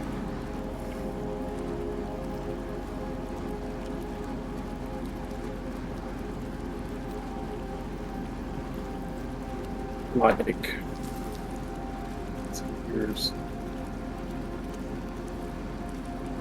here's an example. No, let's not use that creature.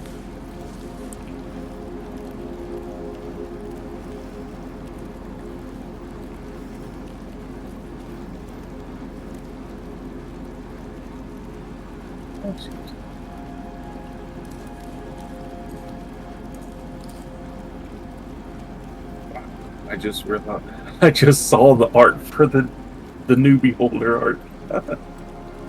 Oh boy. Good or bad? This is old Beholder. It's good. Here's the old Beholder. Yeah. I mean, there wasn't really a whole lot wrong with it And then before, here's because that definitely makes me think aberration. Here's the new one. Can I be real with you? I actually like the old one more. Dang. Yeah, the new one looks old. Yeah.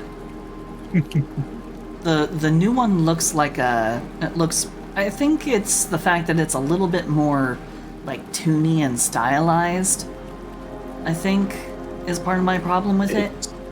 I definitely like more the... That would be it. Like it's more expressive too. Like it's most likely, I feel like the lower jaw is being extended, Maybe. and it feels like it should. All right. So we sounds like we are all back. Was it the bug? Did you have to defeat the bug? So it turns out that, Buggy is overtired, but can't get to sleep because she has a headache. I've given her some children's Tylenol. She is thankfully calming down, but I know the Tylenol has definitely not kicked in yet. But it is liquid children's Tylenol. Maybe it kicks in faster than I think it does.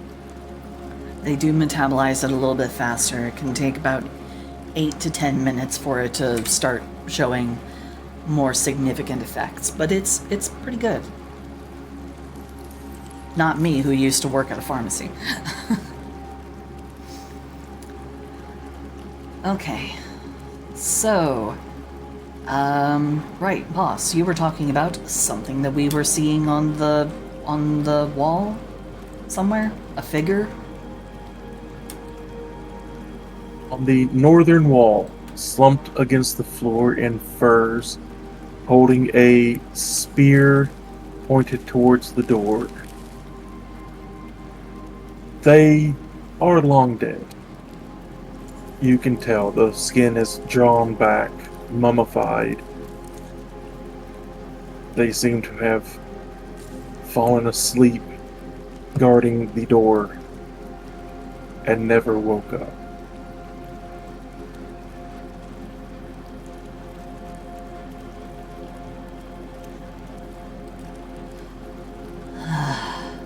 I really don't like this room, but any opportunity to maybe find something that can help us.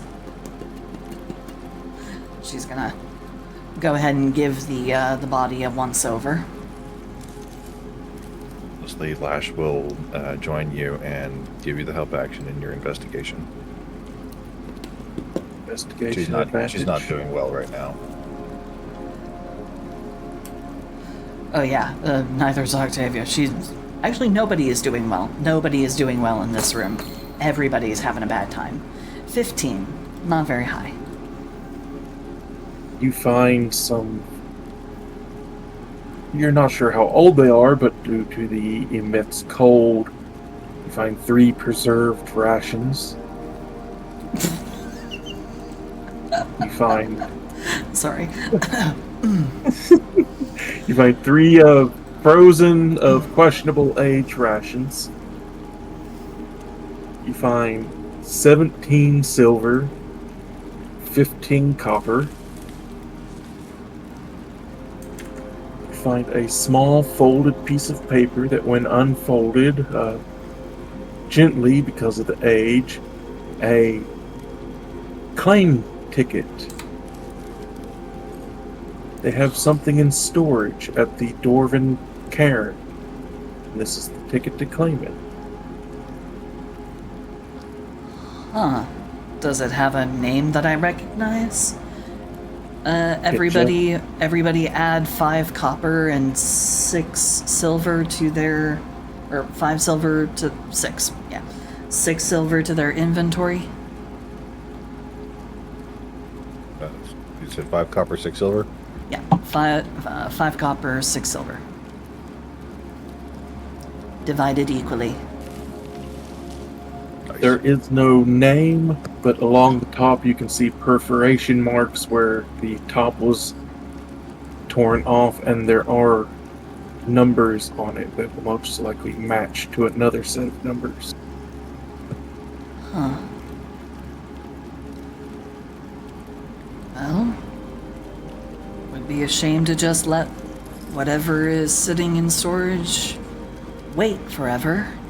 And I guess it's not an ancient body, though it's definitely been here for a while. So Octavia will go ahead and pocket that, and she'll hold on to it for a bit. The rest that you find is very old hide armor, which is their fur suit, and a spear with a... Silence. A spear with a chipped bone tip. Most likely antler or tusk that has been knapped down to a spear tip. Anything giving off like a magical whiff? No, just a Just the rather ticket. primitive spear, a hide armor, a ticket, and some pocket change, and some old frozen food. She'll take the frozen food because she gave most of what she had left to the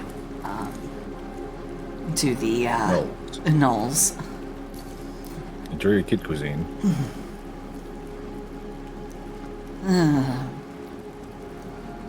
I'm sure I can spice it up somehow. Right. I elect that we leave this room. I want to get out of this room. Right. But when we leave, let's take the path that's not behind the eggs. Agreed. It would not be a good idea, I think. Okay. You're no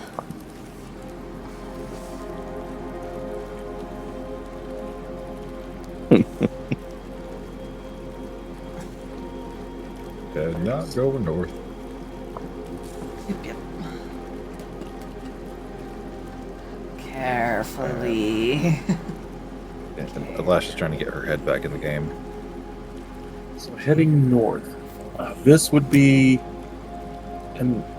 another melted passage that leads upwards. So it will be a bit of a time getting up, unless Mercury wishes to climb up and lower down a rope. Yeah, and I'm gonna go up with my battle buddy.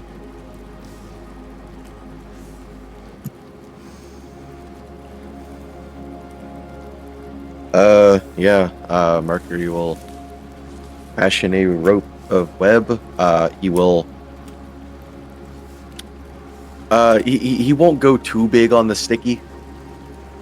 It'll be sticky enough to get a grip on, but not so much that it feels like you're putting your hand in glue. Flash and Mercury head up the tunnel, lowering back down a rope. Interesting thing. White dragon worm. White dragon young do not have. Wormlings do not have a very good climb speed. They don't have special added climb speed. They have a burrowing speed. They're not really good at climbing. And I don't think they're very good at using rope. They So you can use the rope, indeed they can burrow.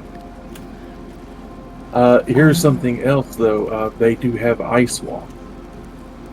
Oh? White dragon wormling. They do. They can move across climb. icy surfaces without needing to make an ability check. My bad. That was my bad. I did not read it. That's my bad. Sorry. They be strolling. They hate it. It's hard to scroll when I'm using my pen stylus. Mercury doesn't even need a rope then. Octavia can just climb on the back of one of the dragons. Yep. Yeah, She'll if you wish for them to. Yep. She'll go ahead and have her dragons help her up the tunnel. It's like Lisa Maza on the back of Goliath. To kind of hold out opposite wings of each other to make sort of a pouch between the two, letting you ride between them as they walk up the tunnel with you. Love the Gargoyles reference, by the way. Fucking loved that show. So goddamn good. Let's see, this is room.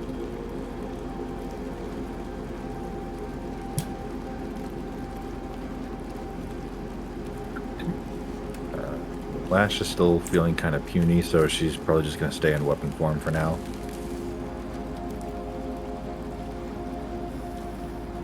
This room, along the eastern wall, you see what looks like smaller beginning of burrowing, like the tunnel you just came out of.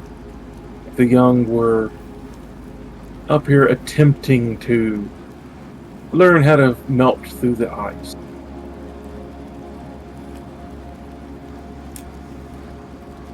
anything, it makes you think this is the front door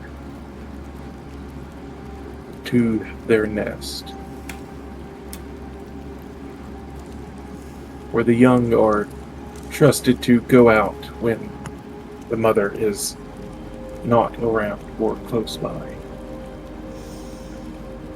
So, Just be home north before or the south? streetlights turn on.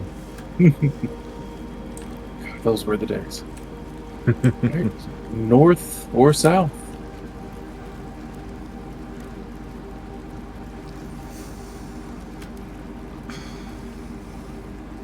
I get the sense that going to the northern path will send us sort of heading back toward the front of the glacier. I don't think that's the direction we want to go. I think we need to go deeper. I'm not sure how deep vampire gnolls would go into their caves. But sure, we can go deeper. Let's go south. Lash, what do you think? She is still in weapon form in Mercury's hand.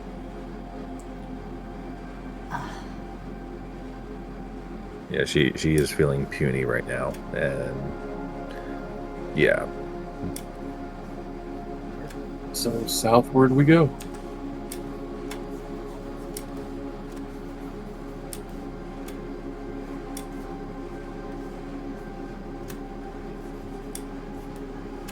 Oh boy! Oh boy! The Cthulhu motherfucker room! Yay! I'm excited. Uh-oh. So we're coming down out here. Shape water and set it free. Don't fucking tempt me. Be So like, that- bitch, you owe me a fucking favor now. So that is not a pool. That is... Yeah, that is a wall. A flat sheet of cloudy ice forms one wall of this 40-foot high cavern. Something dark and humongous shifts behind the wall. Its tentacles wave unimpeded. Become aware you are not alone inside your own mind. Somehow this horror from another world has wormed its way inside you. Not Mercury, but the hush ring.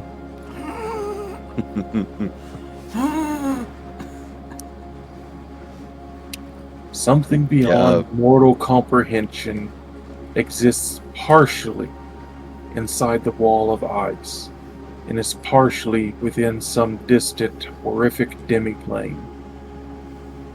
As this otherworldly entity peers into the cavern, visitors risk losing sanity to its influence. How close do you get to this wall? Seeing that it's still moving, nah. Nah, fam, I'm good. I'm good. I'm good with keeping my distance. That thing... Oh my gods, what is that? No. No, I'm sorry. I think we need to move through here. And she's going to use shape water to actually, like, cut through the map. just nope her way straight by. Her mind is But you were so already excited to see this thing. I was for a story thing, but yeah, no. The fact that it's moving around actively, nope. I'm good. Yes, it appears to be inside of solid ice, but is moving unimpeded through the ice. Yep. So Octavia's just gonna be like, oh, nope. No, thank you. I'm quite good today. So how far did that put you away from me? I love that. Just yeah, I'm gonna edit this. Yeah, Literally just a straight fucking path. She's alright. like stomping past and just like using one hand to like shield her eyes from it, pretending it's not there. Like, nope, nope, nope, nope, nope, nope, nope, nope, nope, nope, nope, nope, nope. My mind is already a crowded place. I don't need any more company. That puts us basically, if we like hug the wall, that's a 5, 10, 15, 20. 20 foot distance, because that's the most that we can possibly get. 20-foot distance? Well, I mean, literally, there's no way to get any more unless I do the same thing that got us into this glacier and I start, Just boom. Make boom, your own boom, tunnel, but boom. then you don't know where you're going. Yeah. See, I'm going to read this here. Any creature that comes within 20 feet of the wall is targeted by Dominate Monster. Well, shit. Everybody has +5 to their saving throws, except Mercury. Yours is a +6 because of Warding Bond. So I need Wisdom saves from everyone +5 for everyone but Mercury, who gets a +6. Because I was looking at the wording of Warding Bond, and it's the creature that I target gets the +1 to AC and saving throws and resistance to all damage. I don't get that extra to AC and saving throws. My wisdom save is 12 total. So it's a 12 for Mercury. Mercury has a bad habit of getting charmed, I've noticed. 23 for Lash. I mean, his wisdom is very tiny, so, he's got a bad habit of getting charmed. I'm going to silvery barbs myself. I'm gonna silvery barbs myself. I don't give a shit. I will Silvery Barbs Mercury and give him the advantage on it. There's my... No. No. I want to see. What do you mean? Fuck you me, mean god don't? damn it! 13 is my highest. You add God. you add a +5 to it, So 18. so 18. But yeah, I'm genuinely here. And you want to know what I'm curious about? Your next roll. I'm doing my once a day Silvery Barbs on Mercury. Do it again. With advantage.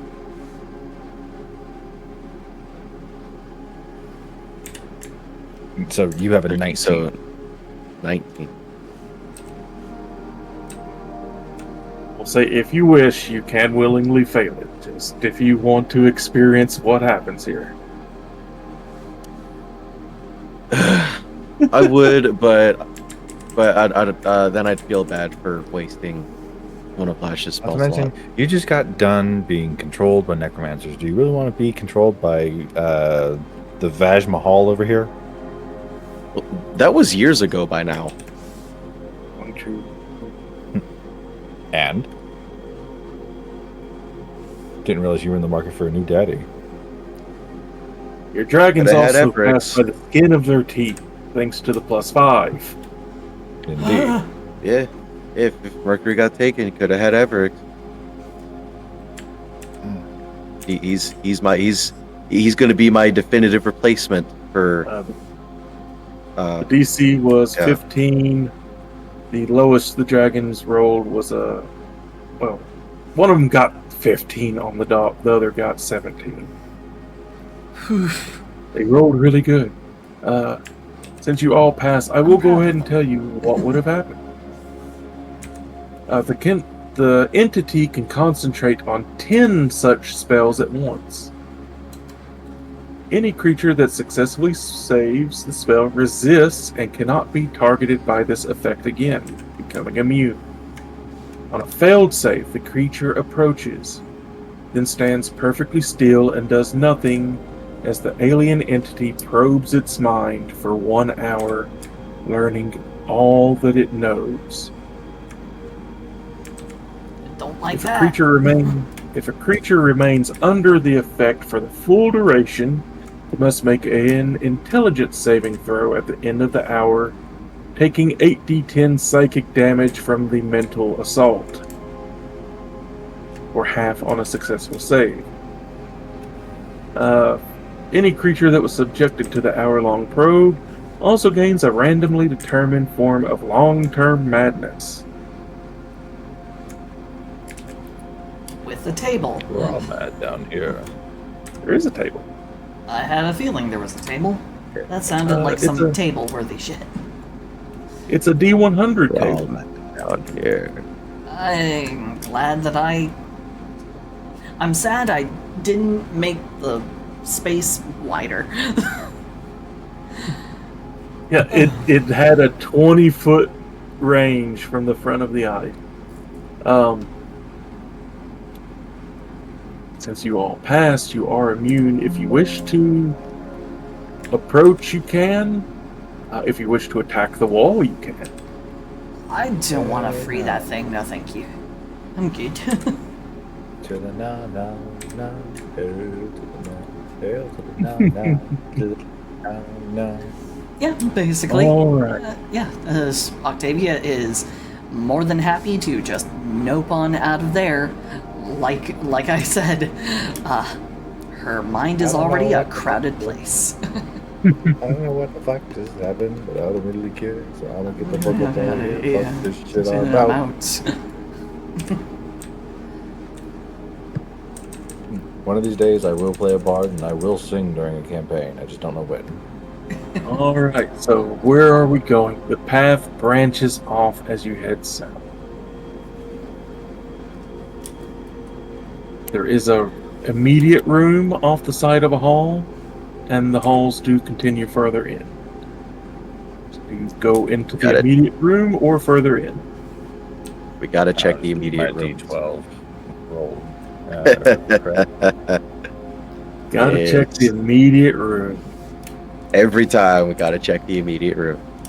All right. Octavia is going check to the corner. actually be very slow about this. She's actually going to follow behind everybody and just kind of evaluate, like, okay, what the fuck is going to happen? Oh yeah, there are now Lash- 2 paths. Yep. And Lash is still in weapon form. I think they're wanting to go into that immediate room. The first one to your left right there. Left? Yep, I got the command ready to roll the This D12. one? That immediate...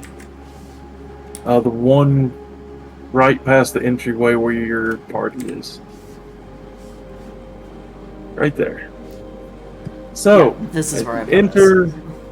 Yeah, as you enter this room, every surface of this 20-foot high cave is polished to a mirror finish. Oh, Such as that you are faced with countless distorted reflections of yourself. Everyone make me an intelligence saving throw. You, me? Oh, 19. 19? Do I have to make the intelligence saving throw because I'm being carried by you somebody do else? not. You are an I. 19 Mercury, you're fine. Octavia, your head begins to swim as these reflections are... Don't forget the +5 for my aura. Oh, that's not going to help, given what I rolled. What did you roll? A 6. For an 11 total. Well, an 11 is still better than a 6. Yeah, 11 is still better than a 6. Needed a 13. Your head does swim. You will have disadvantage on perception and investigation checks for the next hour. As your mind is swimming. Also, crouched in the middle of this cavern is a gaunt gnoll with ravenous eyes and the foul stench of the grave coming from it. but no reflections of this knoll are seen. Vampire knoll. Vampire knoll. Here he is. What is it again I have disadvantage on for the next hour? Investigation and perception. Okay, fine. But your charisma has skyrocketed.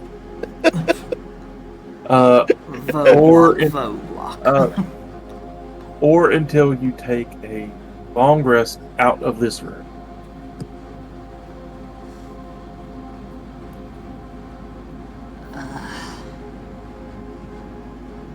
What is that smell? Ugh. Mercury, point me towards the knoll and yell out grovel.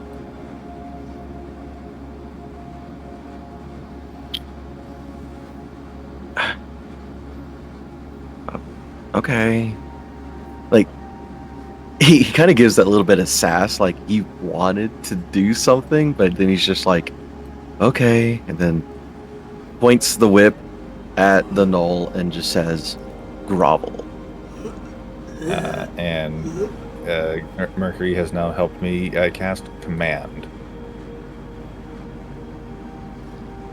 Which, mind you, does not impart the charm condition, so if this thing is immune to being charmed, command would still technically work. Mm-hmm. So need a wisdom saving throw from the vampire knoll. Vampire knoll. Vampire knoll. Yep. DC 17.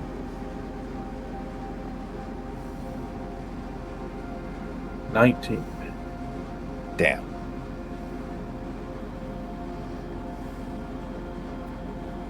And it is going to let out a frightful cackle. The knoll emits a bone-chilling cackle.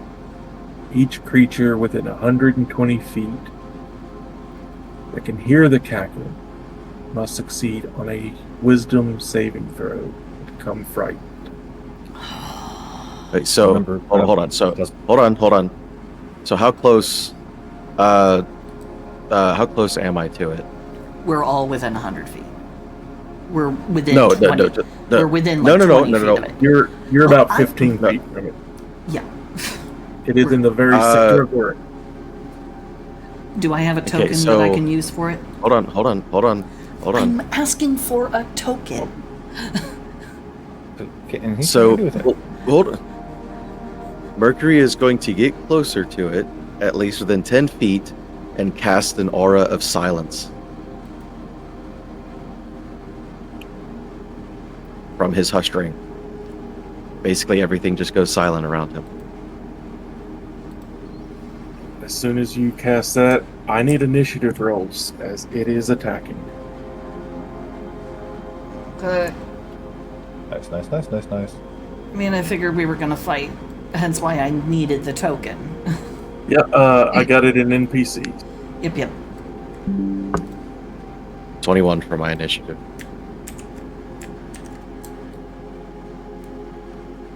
Ten. Please roll something good for once. Nope. All in the middle tonight. Or at least now. Maybe 12. you should try rolling with Shadow. No. I will never roll with Shadow. Just for your peace of mind, here's the initiative order. Nice.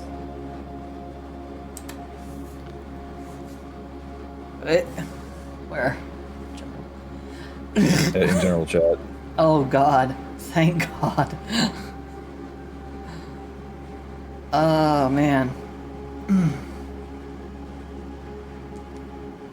At least I'm not actually last this time. I am all too used to being last. And of course my Right. dragons are Oh. share initiative with me, but they're just after me. Yes. Don't look at that initiative roll. I clicked on the initiative thinking that I could see what all my my additions for it was. So that D&D Beyond roll is not a roll. Mercury, you're up. All right. Mercury's immediately going to get close to it, using his brass guitars. And since it hasn't taken a turn of combat yet, I have advantage. Good job.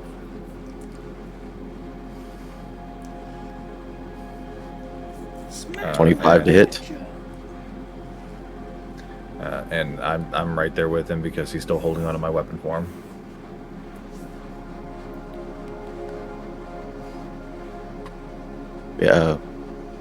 Yeah, 25 to hit.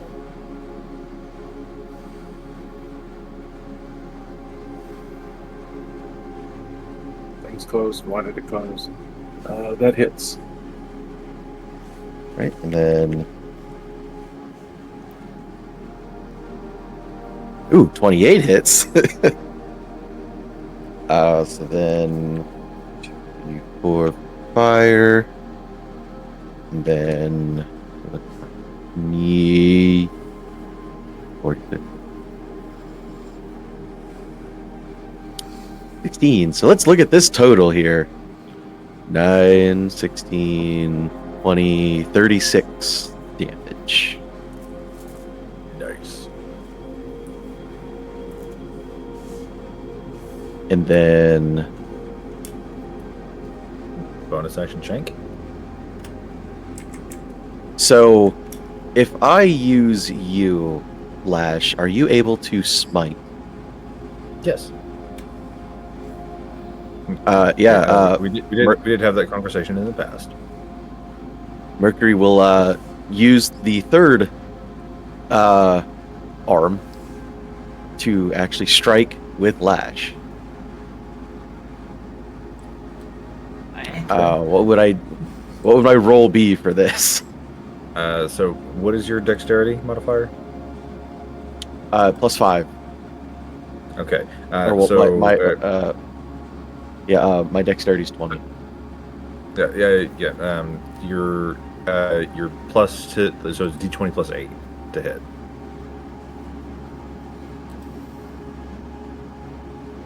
All right.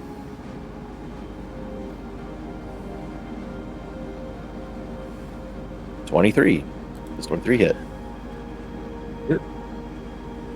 Okay, so What you would are the going damage? to be. So again, there is that cacophony of silence whenever you attack with Lash's weapon form. So you need to roll 1d6 slashing, 1d4 bludgeoning. Let's see, 1d4 psychic plus 4. And then I'm going to add on a second level Divine Smite. Okay, so 1d6 plus 1d6 plus 1d4 plus 4 is a total of 17 more. So that was 36 plus 17, 53. And then I'm trying to find my Divine Smite.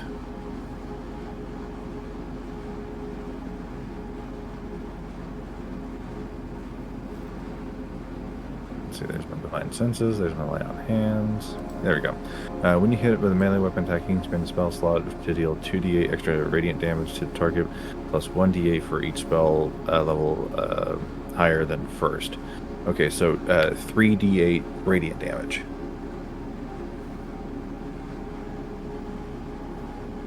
Nine. So 53, 9, so 62 total damage.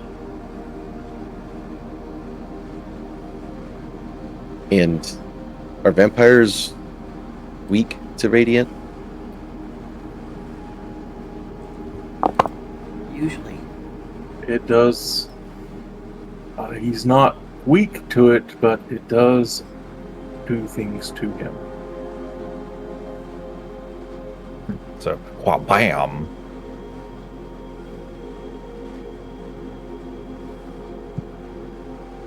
Anything else? No, that's all I have. Tavia, you're up. Okay.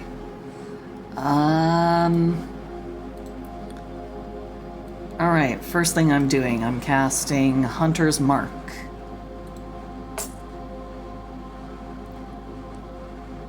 I don't know why I did that.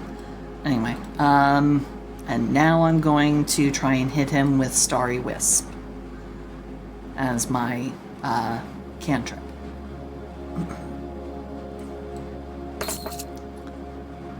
I believe a 28 hits. Indeed it does. A 5 and a 5 for 10. And plus the 1d6 for Hunter's Mark. It kind of automatically rolled it when I cast it. So should I go with the number that came out of that, or should I roll it again? Roll it again.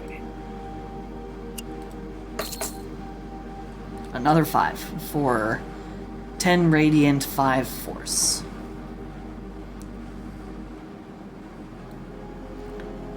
I am now currently concentrating. And now my dragons. My dragons are both going to make rending attacks.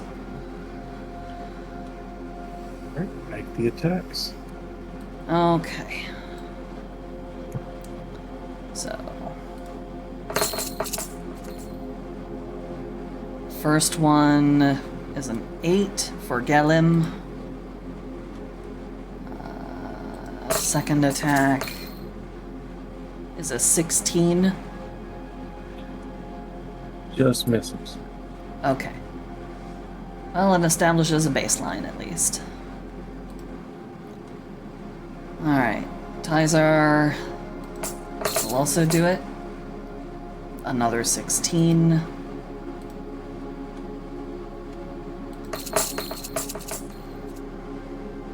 And an 18. Hits. For 7 slashing and 3 cold. So both my dragons. Let me go ahead and move them. Oh god, that's right, they're on the same layer. I also love that this entire fight is completely silent due to the aura of silence from Mercury. That's right. It is quiet. That's going to be fun for later.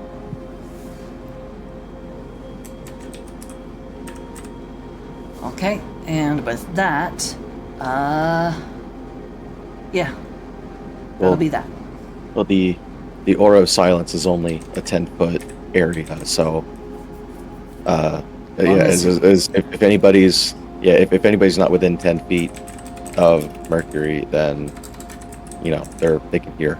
They're perfectly fine. This is true. Lash, you're up.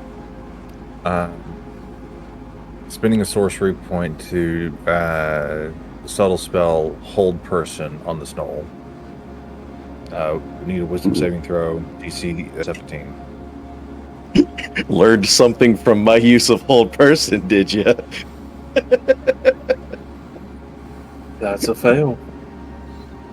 Awesome. He is paralyzed, but at the end of his turn, he can attempt to make the save again.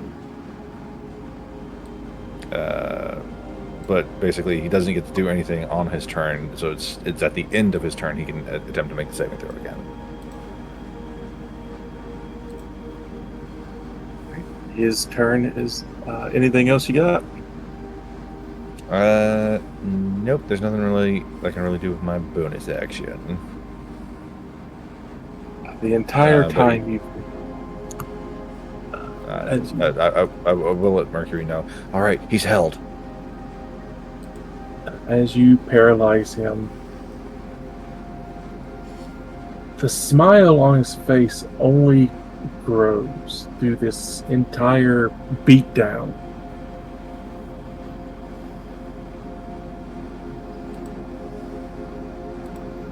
His turn comes, so he makes another wisdom save at the end of his turn. Yep. DC 17. 16. Okay, still held.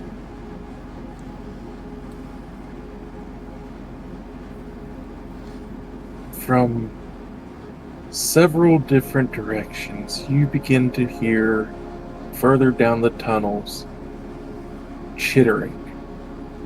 Oh no. Oh dear. And Octavia, Professor Scant chimes in. That would be the chittering of a vampire spawn coming to protect their master. Duly noted. There's just more things that Mercury's going to kill. Because if they're a vampire spawn, he needs to kill them. Right. Here yet. We have a feeling that fairly soon they will be on you. So, Mercury, it's your go again. You have a paralyzed Knoll in front of you, who is smiling at you.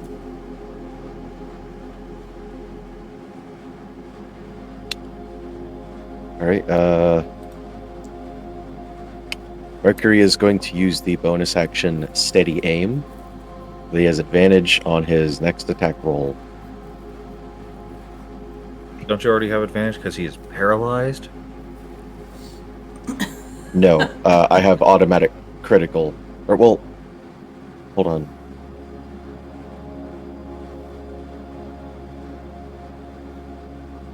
Let me look this up. Let's see, he is incapacitated and can't move or speak. Alright, so it's incapacitated.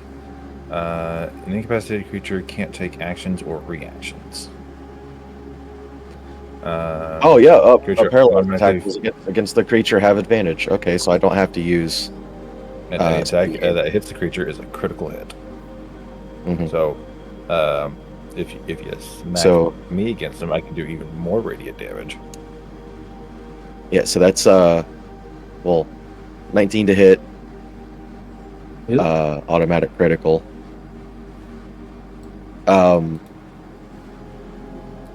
Yeah, we can do the critical stuff later.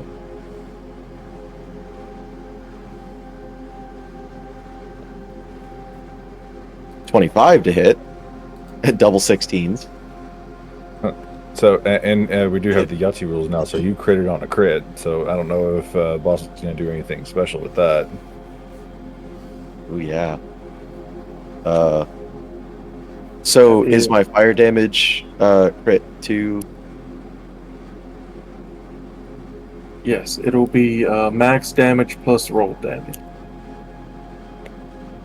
Oh, so we got the powerful crit too. Sweet. All right, so the 1d4 plus 6, 10, plus 10. Okay, so that would be 20. And then 10 plus 7, 17. So that's already 37.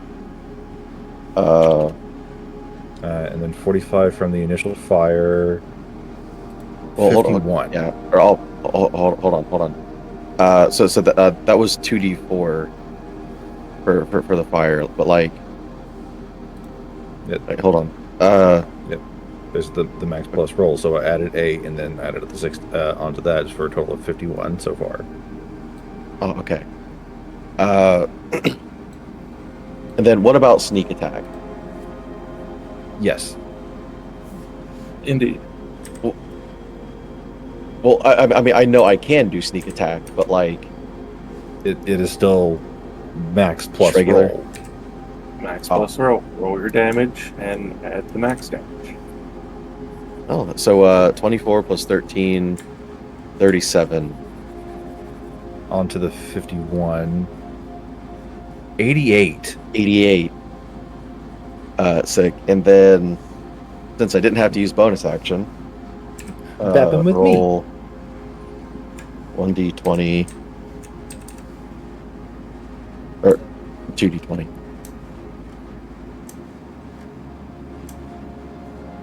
Oh wow, either a 4 or a 7. So wait, that'd be plus 8, so 15. does a 15 hit? It does not. Damn. Oh well. Still though, 88 damage. Mercury, how do you wish to end the knoll? Sweetness. All the while still smiling at you. Mercury is going to remove the head and then burn it first.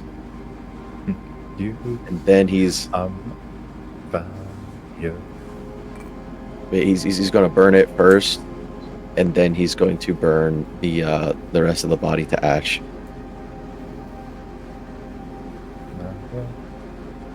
Desire. As you incinerate the body, you watch as the smoke gathers at the roof of this cave. After a few moments, it begins to move.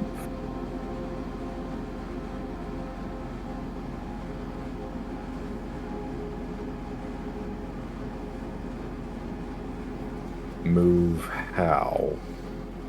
Move where? Deeper into the caves. Mercury's going to follow it. Yeah, like specifically down which path? To the left. Into here or down? It goes down. Let's see. Where is my empowered release? Hold on, I gotta look at my map again real quick. No, actually, it goes up the northern path out of there. Sorry. Hang on, I want to try a thing on. I gotta read up on a thing because I don't have all my on here. For whatever So, reason. since Mercury hunts undead, would I have advantage on like a history check to see what that thing is doing? Yes. Okay.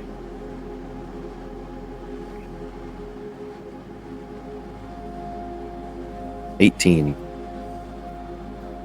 When a vampire is killed, it typically turns into a mist and makes its way to its coffin or crevice or whatever type of object it sleeps in to reform. Because we have to And destroy the fucking coffin. And it will be able to move through cracks that you probably wouldn't be able to get through, although Octavia could melt her way through. I have a question. Yes. Does the mist technically count as a creature?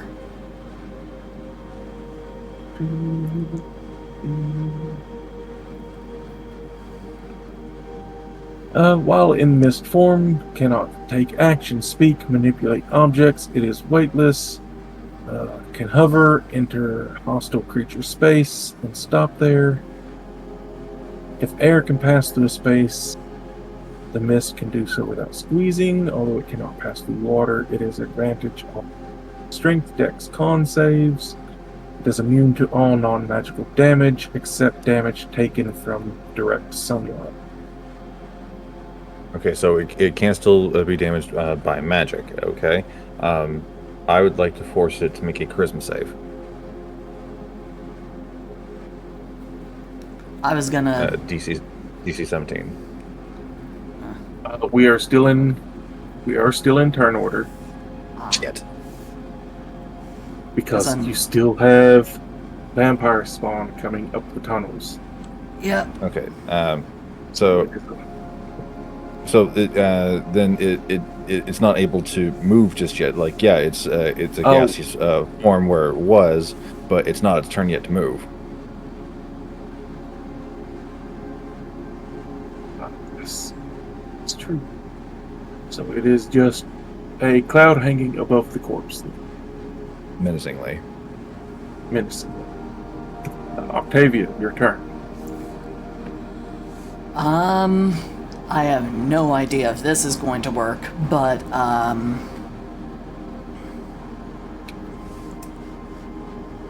Hit it before it escapes. that's something what great.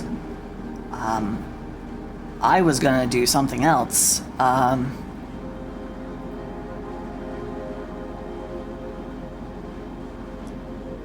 I need it to make a wisdom save. Right? And your DC's 19, right? Yeah. That would be a 3.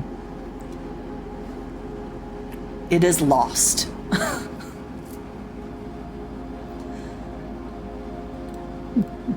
You attempt to confuse and confound a creature's sense of direction. The target must make a wisdom saving throw, and if the saving throw fails, the spell removes all memory of particular locations, landmarks, and routes for the duration of the spell, even well-known ones, such as locations within a city, a home forest, and well-known hills and roads. You So- made it forget where its coffin is. Yep. Oh, player me has that spell on him at all times. So, for 1 hour, and it is not concentration, Yippee! he has no idea where his coffin is. Okay, well, Here's the line again. yep, and Octavia is just gonna turn to the both of you and go, okay, well, it doesn't know where it's going. I guess now's the time to lay into it. And, both of her little dragons are going to do some cold breath. So I'm gonna need a con save from the fog. Twice. Mercury's just gonna say, you worry about the mist, I'll worry about the spawn. Will do. Okay. So I'm gonna need a con save, 2 con saves from the mist. 19 and a 23. Very much succeeded, so it only takes half the damage, which is... Damage is damage. Yeah, so let me go ahead and... So 12 cold damage, and 9 cold 9. damage.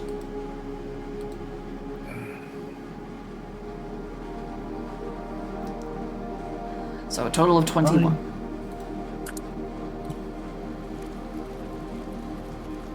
And anything else the dragon's got? They don't really have bonus actions. They get those when they get big. Yeah, when they get bigger. But having them try and rending a cloud would be kind of pointless. But I am gonna have them move. The move. It cannot make any attacks, so there is no damage, harm in them moving away from it. Yep. One is going to move to that passage. The other one is going to move over here to this passage, or to like this area, specifically to like block and keep it from moving, to keep the cloud from leaving. So there you are in NPCs. Like, Vampire bowl. Vampire bowl. They're cute. oh god. Those are kobold vampire spawn. I hate it. I truly, I sincerely love it. do. I truly, sincerely do not like this. Mr. Stark, I don't feel so good. Lash. I am forcing the mist to make a charisma saving throw.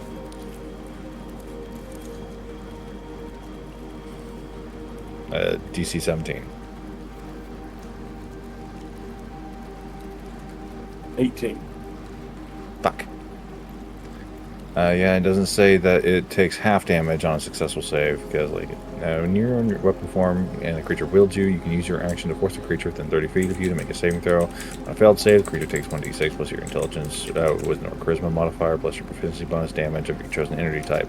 DC is equal to plus your proficiency bonus. If you target the creature that wields you, the creature has disadvantage on the saving throw. You can still use this action while you're in your weapon form. Yeah. It doesn't say anything about taking half damage on a successful save. Anything else you got? And these guys are Also, small size, right? They are small. There are 2 coming from the passage where that creepy thing was. Ah. Yeah, 2 from up there. But I will say to Mercury, if this thing tries to run, smack it with me. 1 is coming from the southern tunnel where you are, Octavia. Oh, grand. And 2 are coming from the direction your other dragon is.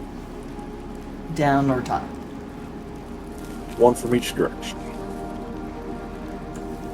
Because I may not be smart, but I'm pretty sure that I read stories where if you kill the master, the minions go as well. Again, no idea if that's true here. Basically, just read Bram Stoker's Dracula. Or actually, rather, I had somebody else read it to me because I'm not a reading person. This would be Would Mercury know that? Typical situations, yes. This is not a typical vampire, so not entirely up on Typical Knoll. Typical Knoll. Atypical Knoll. Atypical Knoll. that. So he has to make a what save to...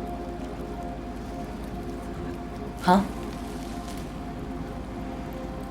Lash, what save? Or Lash's hold. With the hold person is a wisdom at the end of his turn. Actually, when they turn into mist or fog, don't they become immune to, like, the restrained or paralyzed condition? Hold person also says humanoid, so if it's not humanoid anymore, it's no longer affected. Yeah. This is also true. It's okay. It's not like he's gonna go straight to his coffin anyway. Polymorph into it can polymorph into a large hyena or a medium cloud of mist. Imagine that's an object. When he tries to run, hit him with me. I'll hit him with the wombo combo of both my weapon and Happy feet, wombo combo.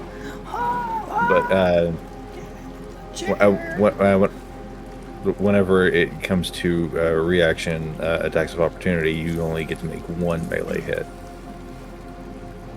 So okay, but Yeah. So if I don't,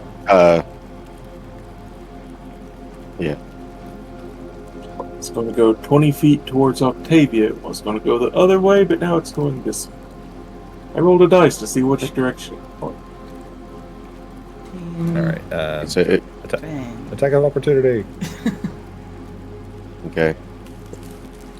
And why is Octavia in between spots? She's not supposed to be. He's I'm not literally sure, on top of me. He's literally on top of me. I can't fix it. It's got to be like this. You have Knoll mist. Ode to Knoll. Does 26 hit the miss? 26. It does. Awesome. Okay, so just as a reminder, it is a 1d6 slashing, 1d4 bludgeoning, and 1d4 psychic. I will then also be pouring in a first wait, hold level on. divine. Hold on, I started reading something. You'll have to redo that. Okay. 1d6. 1d6 slashing, 1d4 piercing, and or no, not piercing, psychic, and 1d4 bludgeoning. And this is all magical because I'm a magical weapon. +4. Wait, so it's Or no, 1d6. it would be +5 because your dexterity is higher than mine. Wait, oh, okay. So 1d6 plus 1d4 plus 1d4? Yes. +5. Okay.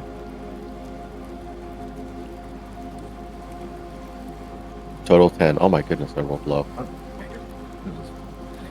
Be right back. There's a spider they gotta go kill. Hey! Oh no, Lash just turned against you. I'm gonna see how quickly I can grab a slice of pizza. Okay.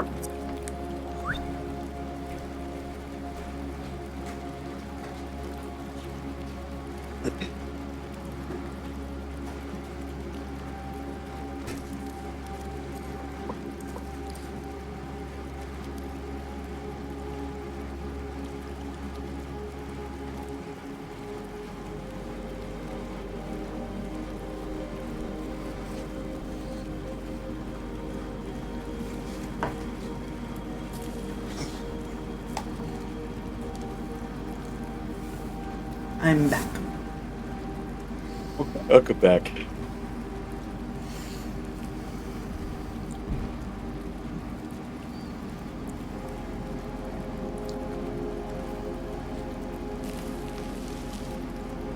All right. Yeah, it was a big A grass spider on the windowsill.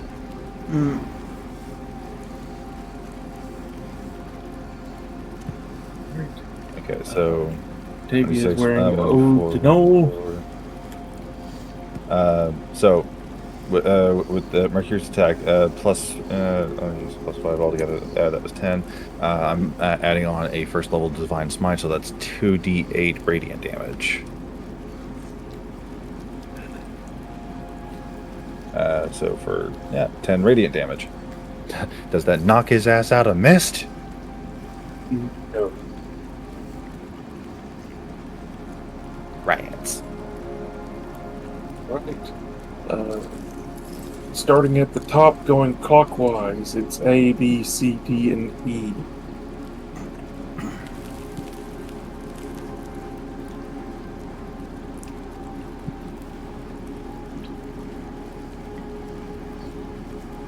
Kobold A.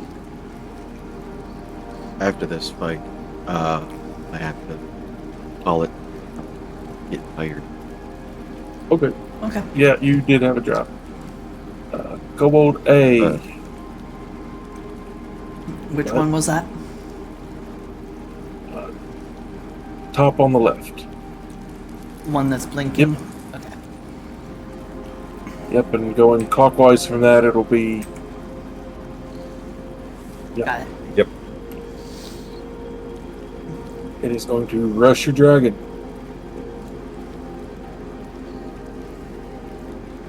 Yeah, It's going I to be drove the 4 only hours thing. today. Slept 3. It's a 25 to hit on a dragon. Yeah, that'll hit.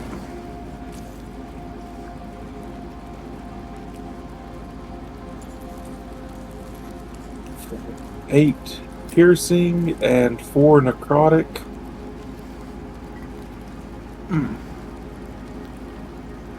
And its maximum hit points is reduced by 4 until it takes a long rest.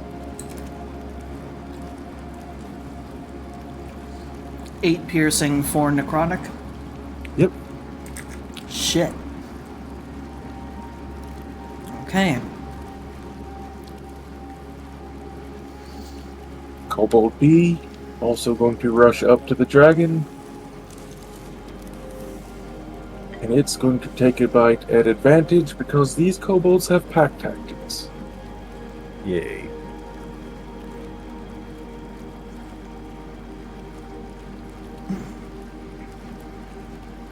15. That misses. Great. It does not gnaw on your dragon.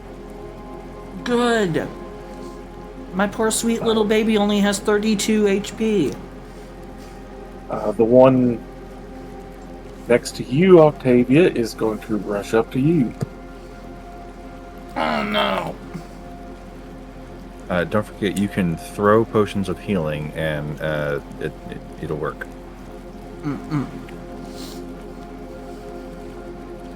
That is an 11. I believe that misses. Surprisingly.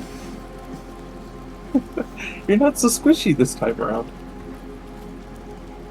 Well, I don't even have the shield spell. That actually would raise Zhao's AC good and high. But yeah, that half plate is mwah. It is the good stuff. The Mercury's good.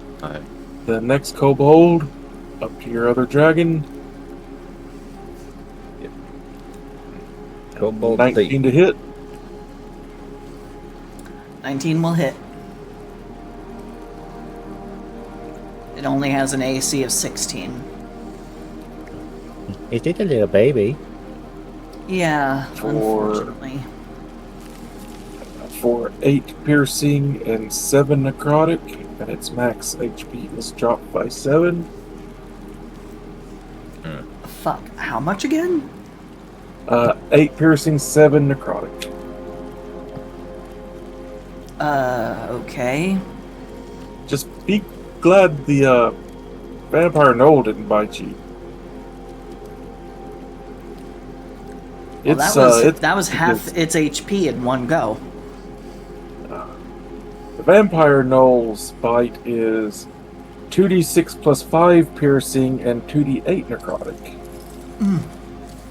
And it heals by the necrotic damage taken.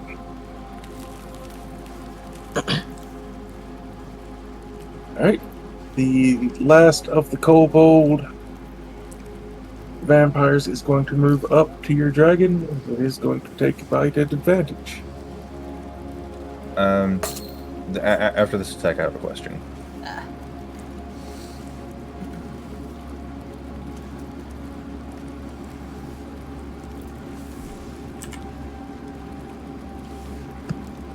Okay, 22 to hit, That will hit. 5 piercing, and 3 necrotic.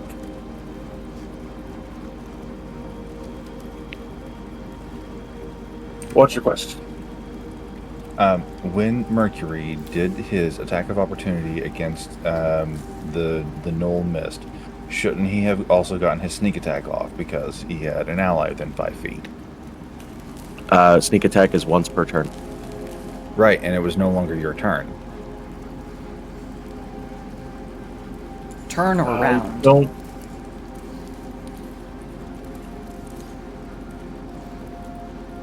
That is a Like that is an I'm- important I'm- distinction. Does it say once per turn or once per round? does say Just once per turn.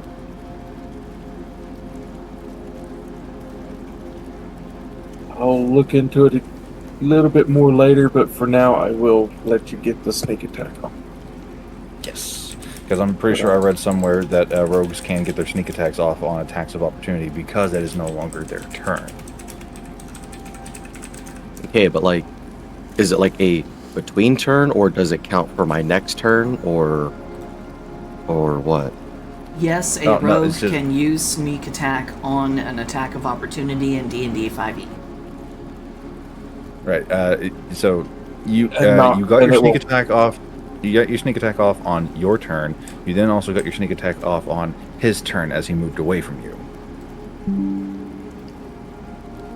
DM. Makes sense to me. All right. You will have your sneak attack back on your turn again. That's 20. Holy shit.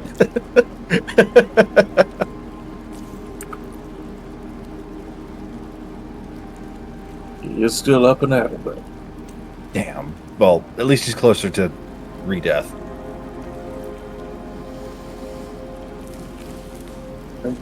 Mercury, it's your go. You got a bunch of vampire kobolds gnawing on your friends, dragons, and your friend. Or attempting to gnaw on your friend.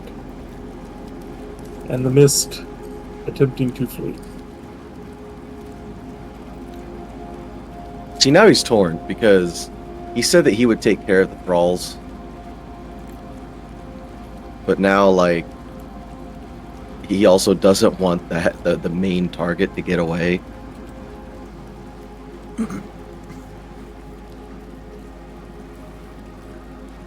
Well, I mean, Octavia can't really do anything right now. She really wouldn't want to even try and hit him because she would have disadvantage with Starry Wisp because he's within 5 feet of her.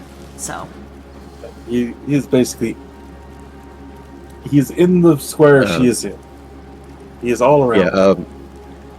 Yeah, Mercury's going to be going over to Octavia anyways because, protecting her is one of his priorities. And he will actually attack the...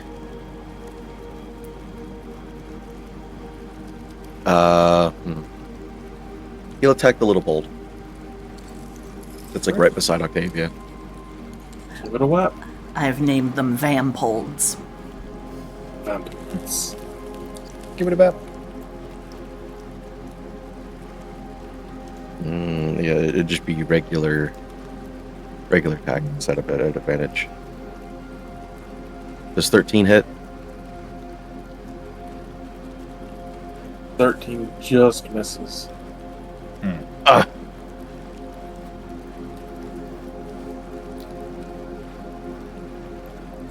So then that wouldn't give me my nicked property, so I'd have to use my bonus action. So Give it a bap. I will use Lash.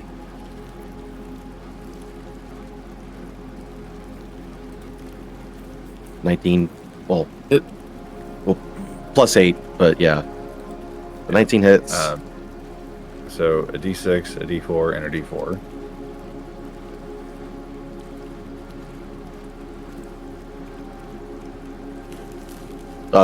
Wouldn't that be plus- +5, the D4? Oh, yeah. So that's a 15. Okay, so plus your sneak attack. well, no, it's 19 Oh, right. in total. Yeah, I like how I rolled max damage on all 3 of those. Nice. So 19 plus your sneak attack. 12, yeah, so 31 on that little vampold. Looks bad, but it is still up. Damn. They're hardy. That's They're hardy little buggers. Use the spite smite. So what? Octavia. It said use the spite smite.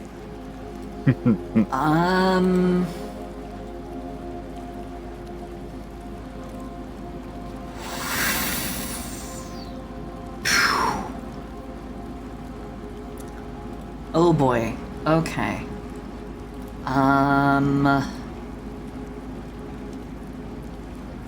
You just saw Mercury stab the shit out of that little kobold. Yeah, but it's not quite dead, but she's got something else on Homer her would focus. be appalled. Homer would be appalled with you. Oh yeah. They just need love to bring them back. Stop. Homura would be hugging them with fangs in her neck. They're just a little bitey. That's all. They're just misbehaving.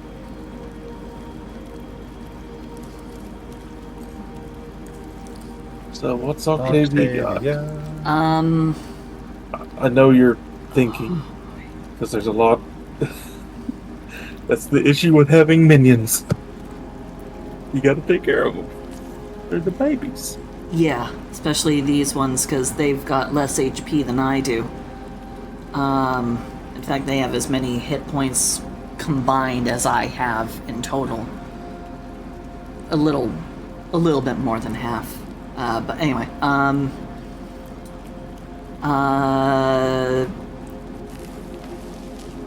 memory, vampire spawn, they're undead. Undead are immune to the charmed condition, or they have advantage against it.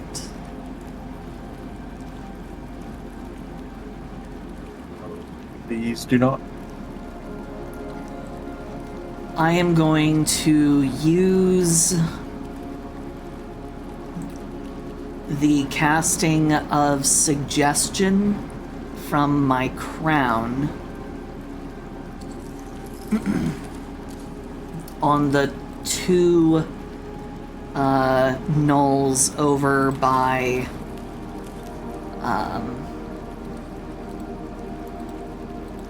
these ones, the ones on the far side of the room by my poor lone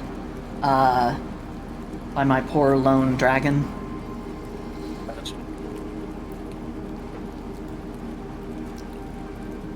So I'm gonna need wisdom saves from them, as I'm going to shout at them and I'm gonna say, I suggest you take your leave now. Went mildly British there. Sorry, never mind. Yeah. She's going to suggest that they leave. 9 and 0. Both are fails.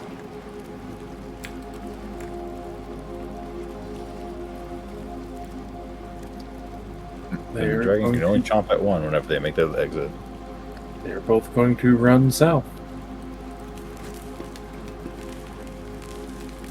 Attack of opportunity? Yep, it can swipe at one of them. Unless that breaks suggestion. It does let them do the thing. Gotcha. So I will not do that this time.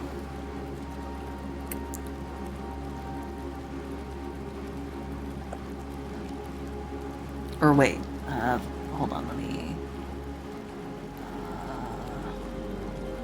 so long as it sounds achievable, not anything that would obviously deal damage to to the target or its allies. Target is charmed for the duration, up to 8 hours. Pursues the suggestion to the best of its abilities. Suggested activity can continue the entire duration, but if the suggested activity can be completed in a shorter time, the spell ends for the target upon completing it. So it actually does not say anything about them getting a additional save if they get hit. So my dragon could, in fact, I believe, make a swipe. Make a swipe. Okay. Poor little baby. Oh my god.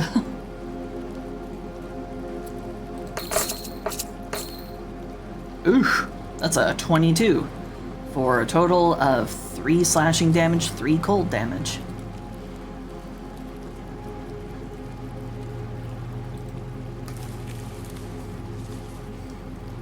I guess it'll go after this one. The one that was already in the south. That'd be...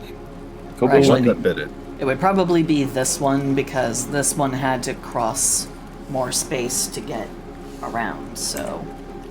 yeah.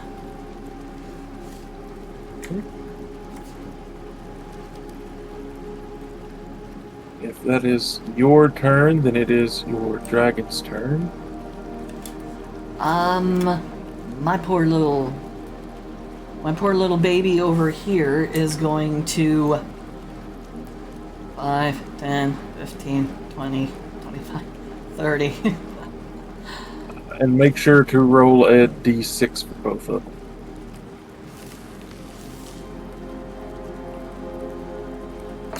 If they get their... I believe they use their breath weapons, right? Yes. One got a 6, one got a 2. So one of them gets their breath weapon back.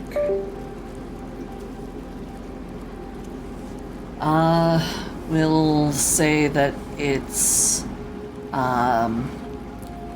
Top one? yeah.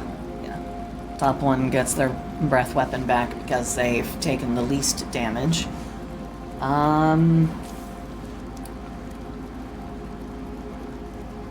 So this one's gonna go ahead and use said breath weapon on the two gnolls in front of it. Or not gnolls, the kobolds. So it's gonna go ahead and need a con save.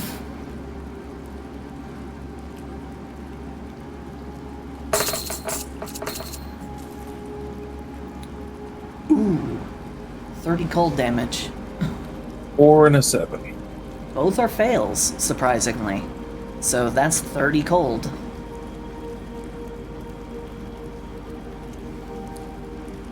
Welcome to 30 below.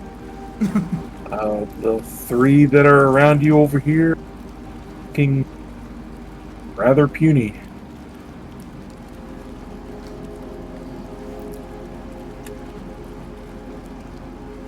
Yep, that's good. It's good that they're looking puny.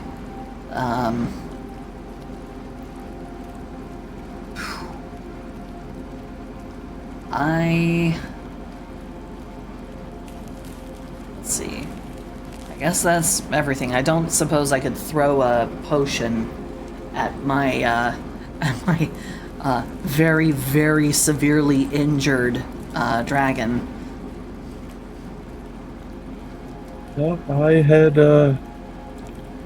I did have Baldur's Gate potion rules. What was it?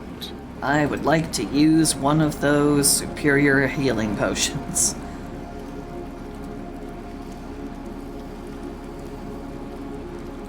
Can't remember what I had it set as, but Fortunately, it's only like 10 feet away from me now, so... yep. So wing a potion at your Lilin. 29, which brings it back up to full. Good. Minus the almost 7 that its max got reduced by. Eh? The necrotic damage reduces max HP until Right, sleep. how much did it reduce it by? 7. So he's still full, just not well. I believe he's at 25 HP. He's been hit by destined death. Lash, I believe it is your go.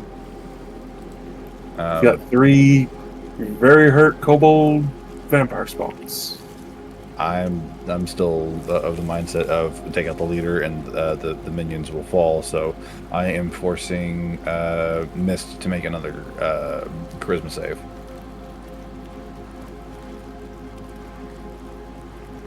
DC 17. All right. He is going to be taking 2d6 plus 5 fire damage.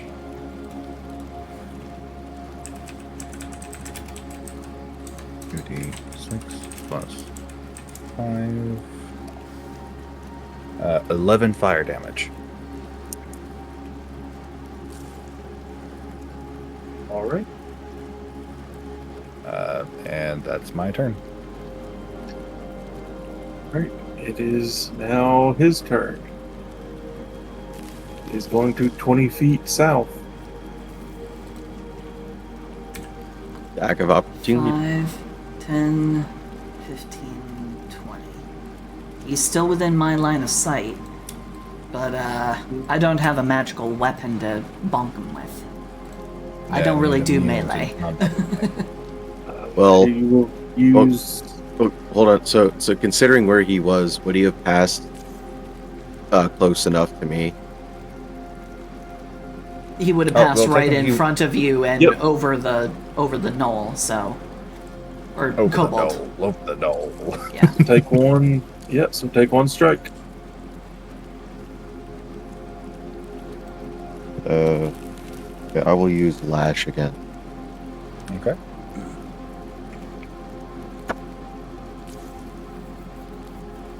17 to hit. 17 just hits. Okay. So 1d6 plus 1, 1d4 1d4 plus 1d4.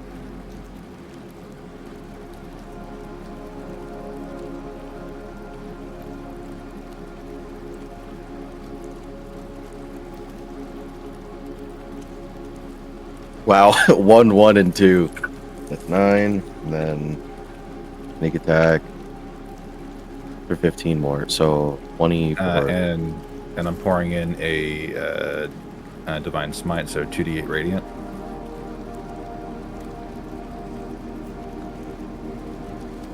Another 12. More. Okay, so yeah, that was 24, 12, 36. As the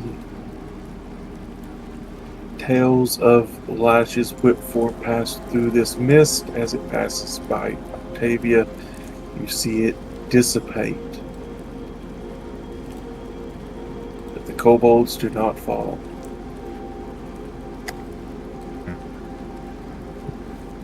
Oh, That wasn't the big bad. Or it's just special vampire rules. Who knows? This is not the typical vampire.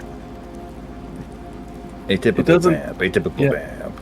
It doesn't do the mind control stuff. It more does the fear and poisoning and draining vampire.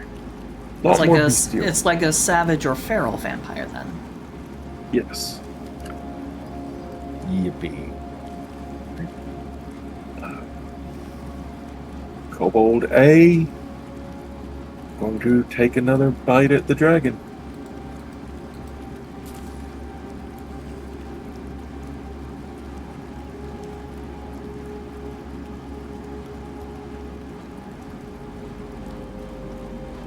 And even with advantage with pack tactics, it rolled a 14. That's a miss. Thank God. My two little babies. I'm so scared for them right now. B will take bites at the dragon.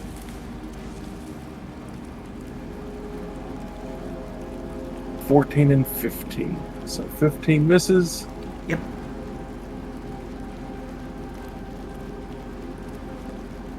Kobold C, which is up against you, is going to take a bite at you. Ouch. 25 That will hit. for 6 piercing damage and 5 necrotic. So 11 damage. And reducing your max by 5. It latches onto your leg and just starts to gnaw. Kind of like a cat.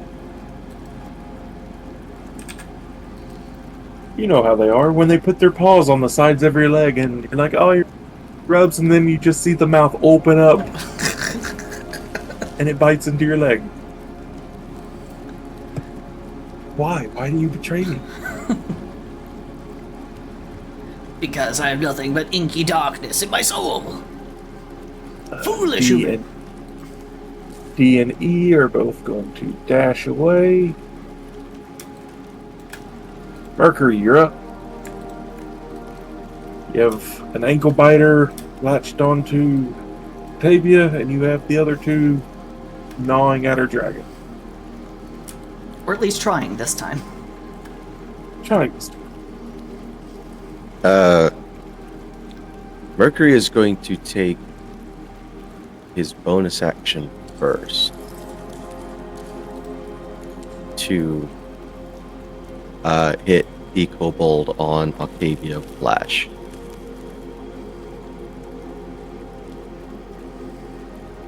Ready? 12 to hit. Miss. Damn. Well, there goes that plan. It's okay. I think I could do something. If you're sure. Yeah, I can. Mercury I can handle it. It's gonna suck. Mercury will trust her and then go up to defend her dragon and make an attack on Kobold A.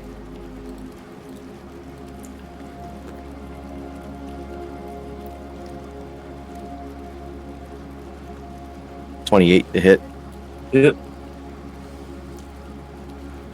Now you said that they weren't looking all that good. Does that 8 damage knock it out? In the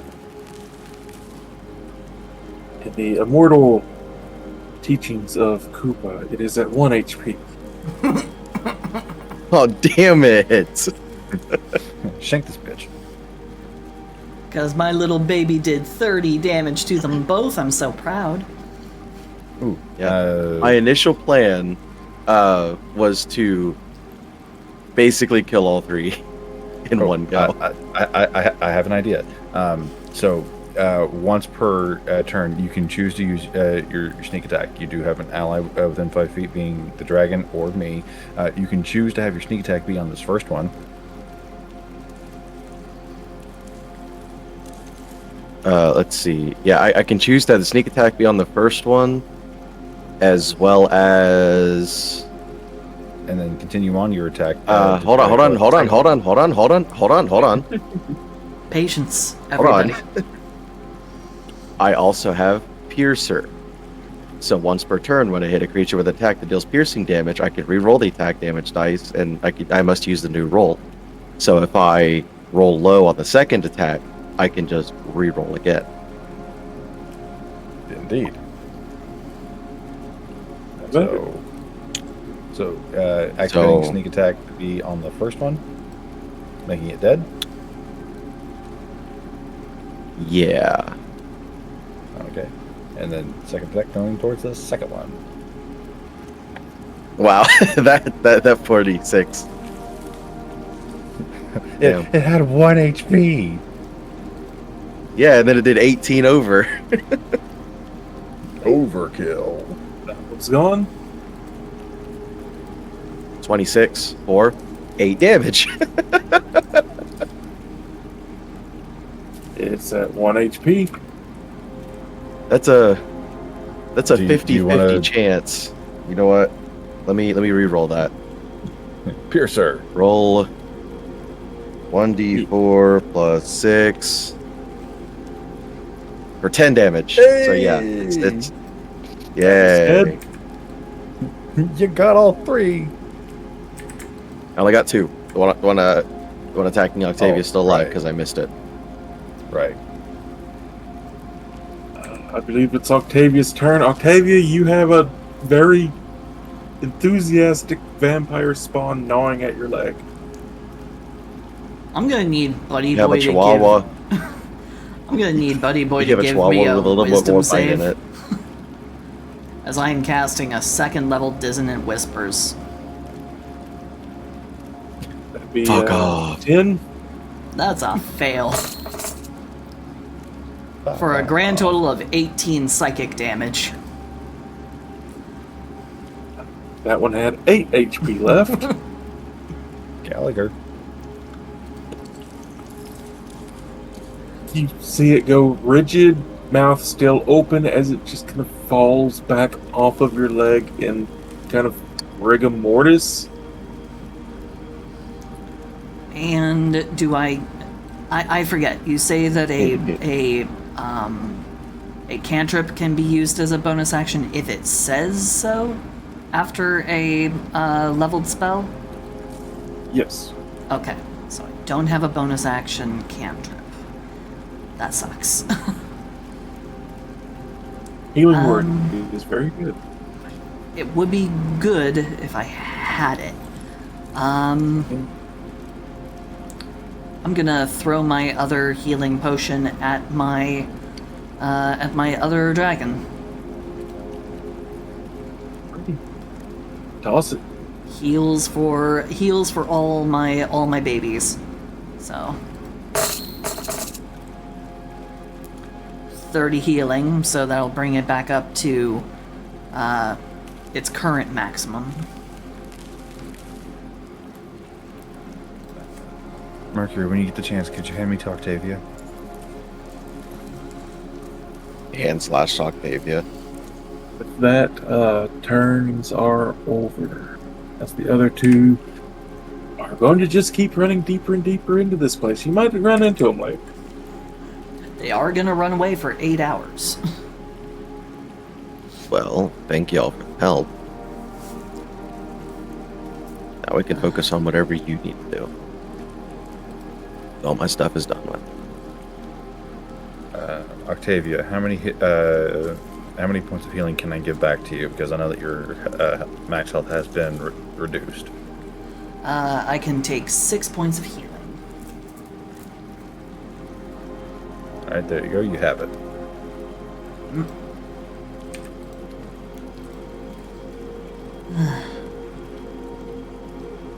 Right. That's quite enough of that.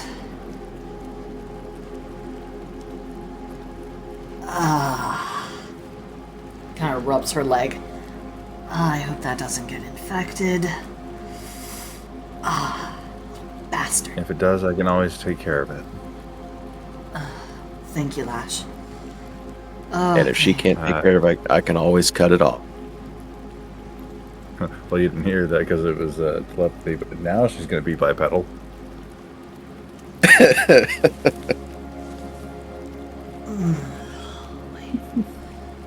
Right. Okay. Well then. And with that, we are... Well... Those other two ran off into the darkness. I don't know how long they're going to run off into the darkness, but it should be quite some time. Could we make our way out? I would certainly like that. You can leave or you can continue to explore. Up to you. This place does seem to have yielded a number of treasures already, but We're going to spend like the next 4 sessions in this one dungeon. Everix did say that he needed to. yeah, we should end that probably one. go ahead and call it. Yeah. And right there, I'll hit the save button and save the map as. Oh god, that took a while to save. And I will go ahead and end the recording here. Thank you everybody for tuning in. Catch us next time. Don't forget to order your Debbie. Indeed. Again, the link will be in the description. Bye-bye. Bye. Bye. Bye.